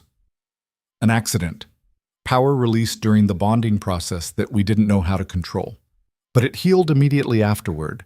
You can verify that with anyone who saw it. Webb consulted his notes. Several witnesses have confirmed that the damaged areas appear to be in better condition now than before the incident. The grass is greener, the road is smoother. He looked up. That's not typical of malicious witchcraft. They're manipulating you, Clara said desperately, twisting the facts to seem innocent when they're clearly... Mrs. Moss, Webb's voice cut through her protests. I've presided over 17 witchcraft cases in my career. All of them involved harm, curses, livestock deaths, crop failures, violence. What I'm seeing here is the opposite. Healing, restoration, improvement to the community. His gaze swept the room. Unless you can provide actual evidence of harm caused by Miss Ashford or Mr. Hale, I'm inclined to dismiss this complaint. But the law recognizes alpha bonds as legitimate under the Western Territorial Accords, which the Eastern provinces are signatories to. Webb's tone brooked no argument. If Mr. Hale's documentation is authentic, and I have no reason to believe it isn't, then what occurred here was illegal bonding between 2 consenting adults, not witchcraft. Clara's face flushed dark red. This is absurd. You're telling me you have to accept the law. What you choose to feel personally is your own business. Webb gathered his papers. My ruling is as follows. No evidence of witchcraft or endangerment has been presented. The complaint is dismissed. Miss Ashford and Mr. Hale are free to live as they choose without harassment or interference. He paused, his expression hardening. And I strongly suggest this community examine how it treats those who are different. Because from what I've observed this morning, the real problem here isn't Miss Ashford's behavior. It's yours. The gavel came down with finality. Lena felt her knees go weak. Rowan's arm around her waist was the only thing keeping her upright. They'd won. The magistrate had ruled in their favor, Clara's accusations had been dismissed, and the entire village had just been lectured on their cruelty by an outside authority. It should have felt triumphant. Instead, Lena just felt tired. Because even with the magistrate's ruling, nothing had fundamentally changed. Clara and her supporters still believed Lena was wrong, still wanted her gone.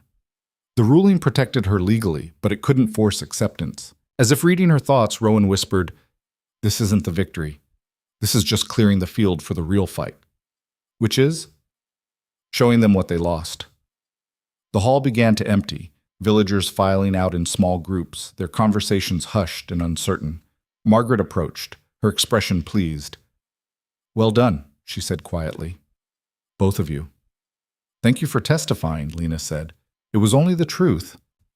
Margaret glanced toward where Clara stood arguing with Thomas, her voice shrill with frustrated anger. "Though I suspect you haven't heard the last from her." "No," Rowan agreed. "But we've established legal protection. Now comes the harder part." "Which is?" He smiled. "Existing, loudly, unapologetically, and making it impossible for them to ignore how wrong they've been." Over the next week, Lena and Rowan did exactly that. They tore down the fence between their properties, creating one continuous space. They worked side by side in the bee yards, Rowan learning the trade with surprising aptitude. They walked through the village together, shopping at the market, attending community gatherings, refusing to hide or shrink. And everywhere they went, the bond hummed between them, visible to anyone with eyes to see. The way they moved in unconscious synchronization, the gentle touches that seemed to ground them both, the golden light that sometimes flickered at the edges of their vision when their emotions ran high. Some villagers pretended not to notice, others couldn't look away. Judith Brennan started bringing her daughter to visit, letting Sarah play near the hives while she helped with harvesting.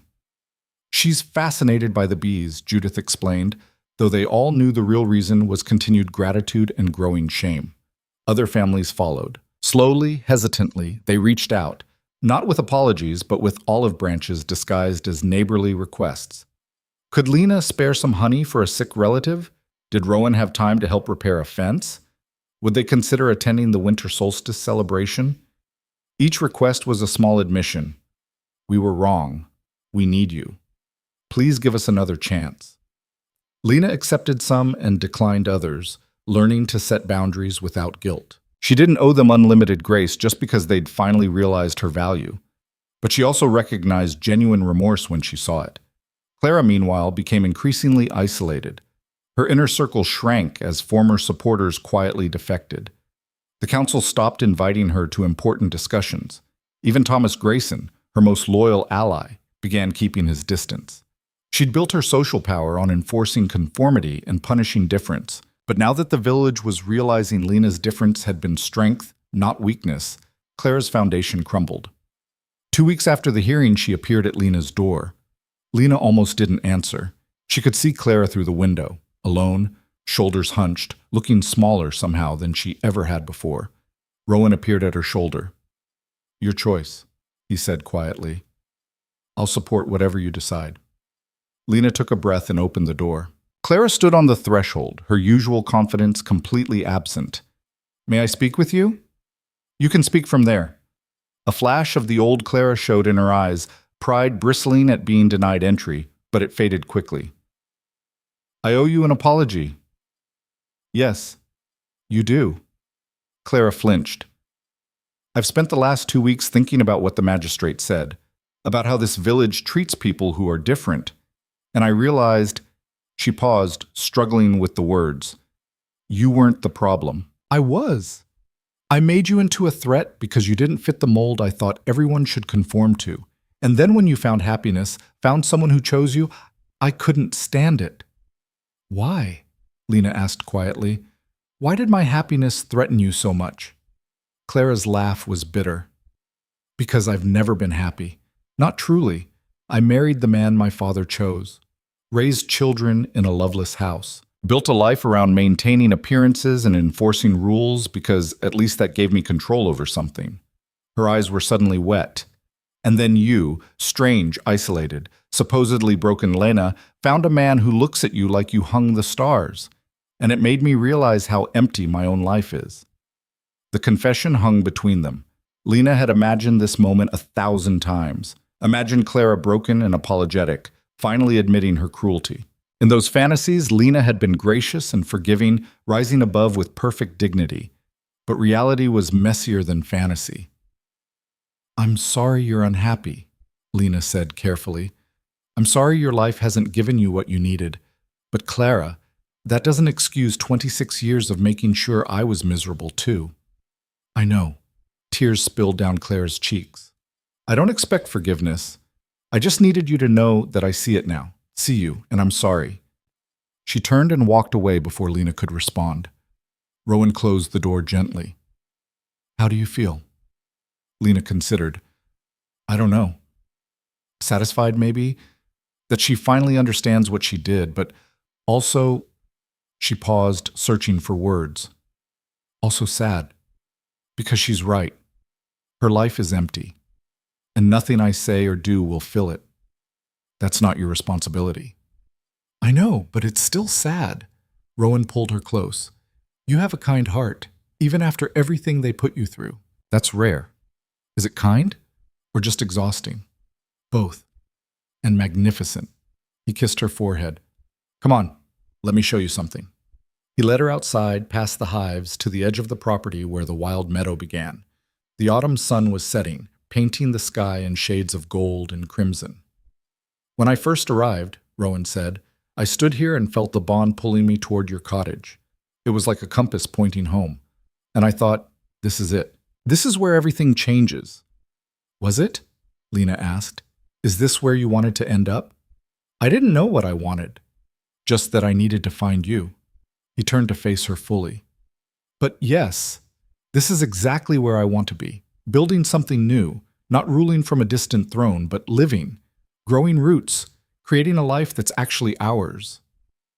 Lena looked at the space they'd created together, the merged properties, the hives thriving under their combined care, the cottage that was slowly becoming home rather than just shelter. I never thought I'd have this, she admitted. A partner, a purpose beyond just surviving, the village beginning to see me as human. You always were human, they just refused to acknowledge it. But now they have to, thanks to you. No, Rowan's hands cupped her face. Thanks to you.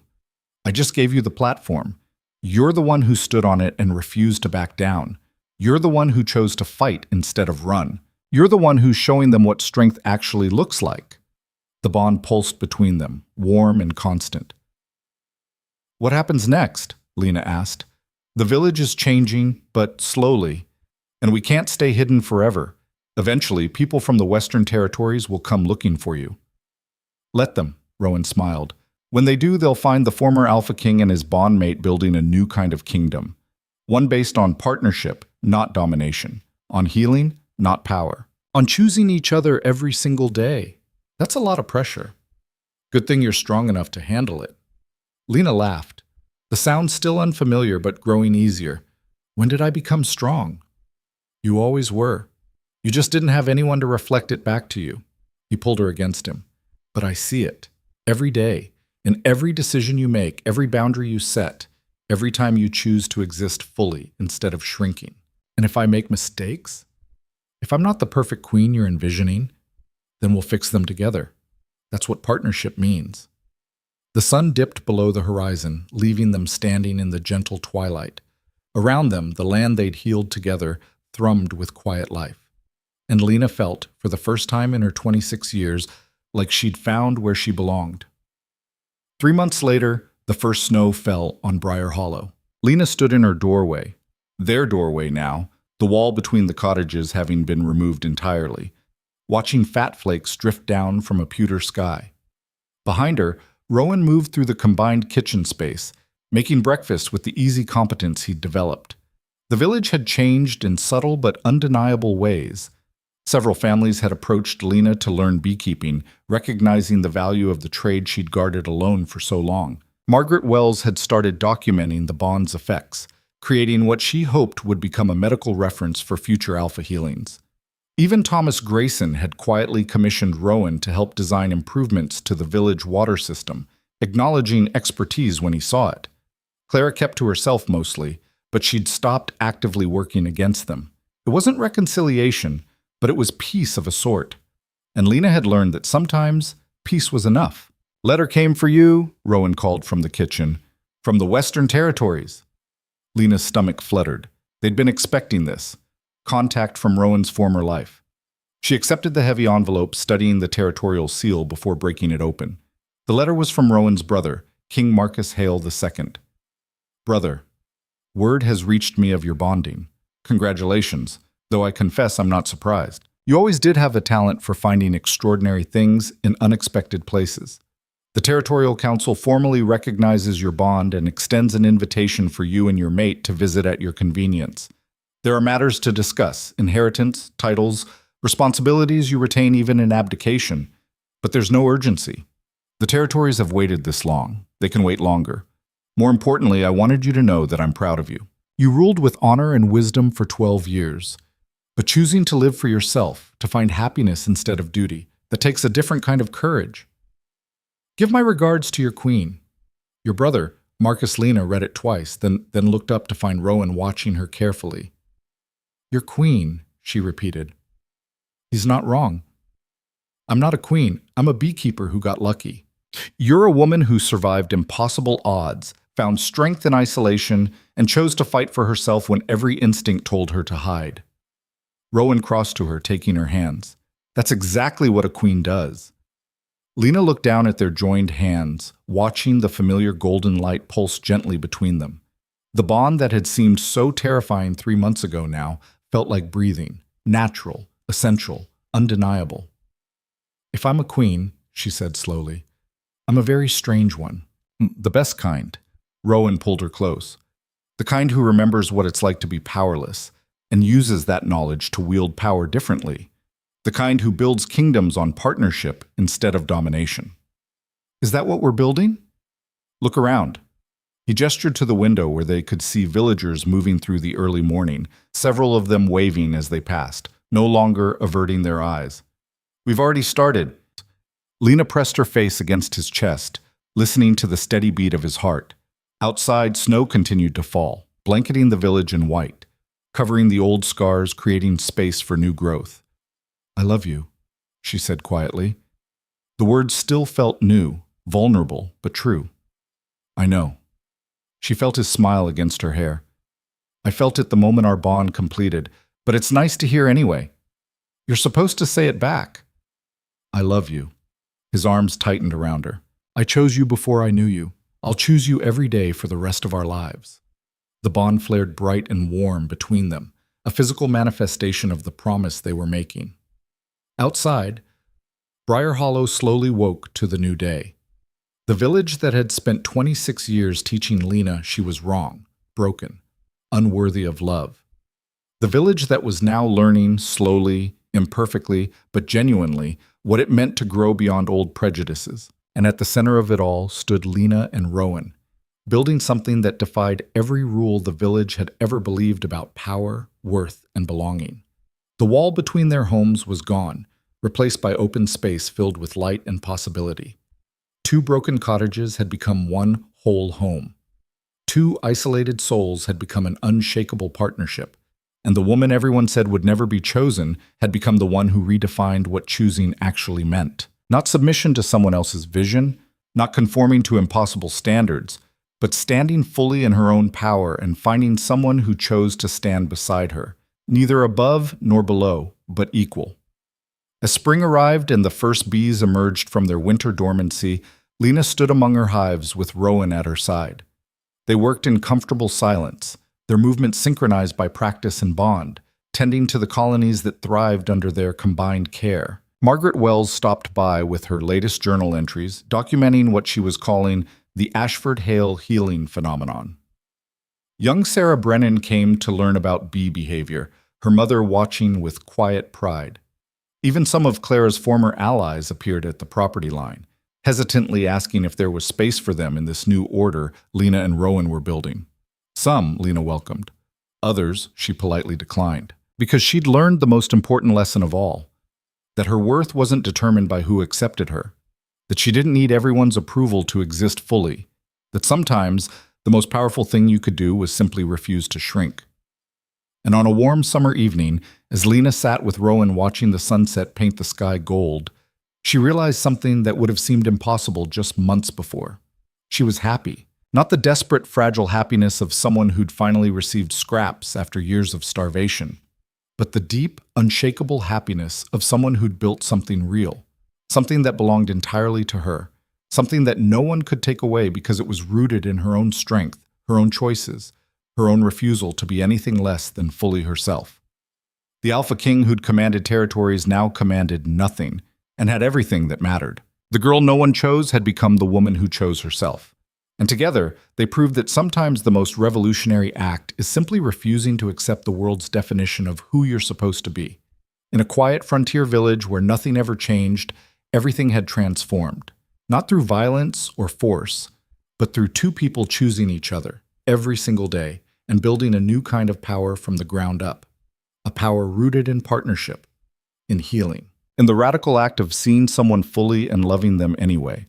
And as the last light faded from the sky and Rowan pulled Lena close, the bond between them pulsed with quiet certainty. This was where they belonged, not on a throne, not in isolation, but here, in this space they'd created together, where broken things became whole, where the unwanted became irreplaceable, where two halves finally, irrevocably, became one. The village of Briar Hollow would remember this story for generations, not as a cautionary tale about the dangers of difference, but as a testament to what happens when someone refuses to accept that they're less than they are, when someone finds the courage to choose themselves, and when someone recognizes that true power isn't about dominance, it's about choosing every single day to stay.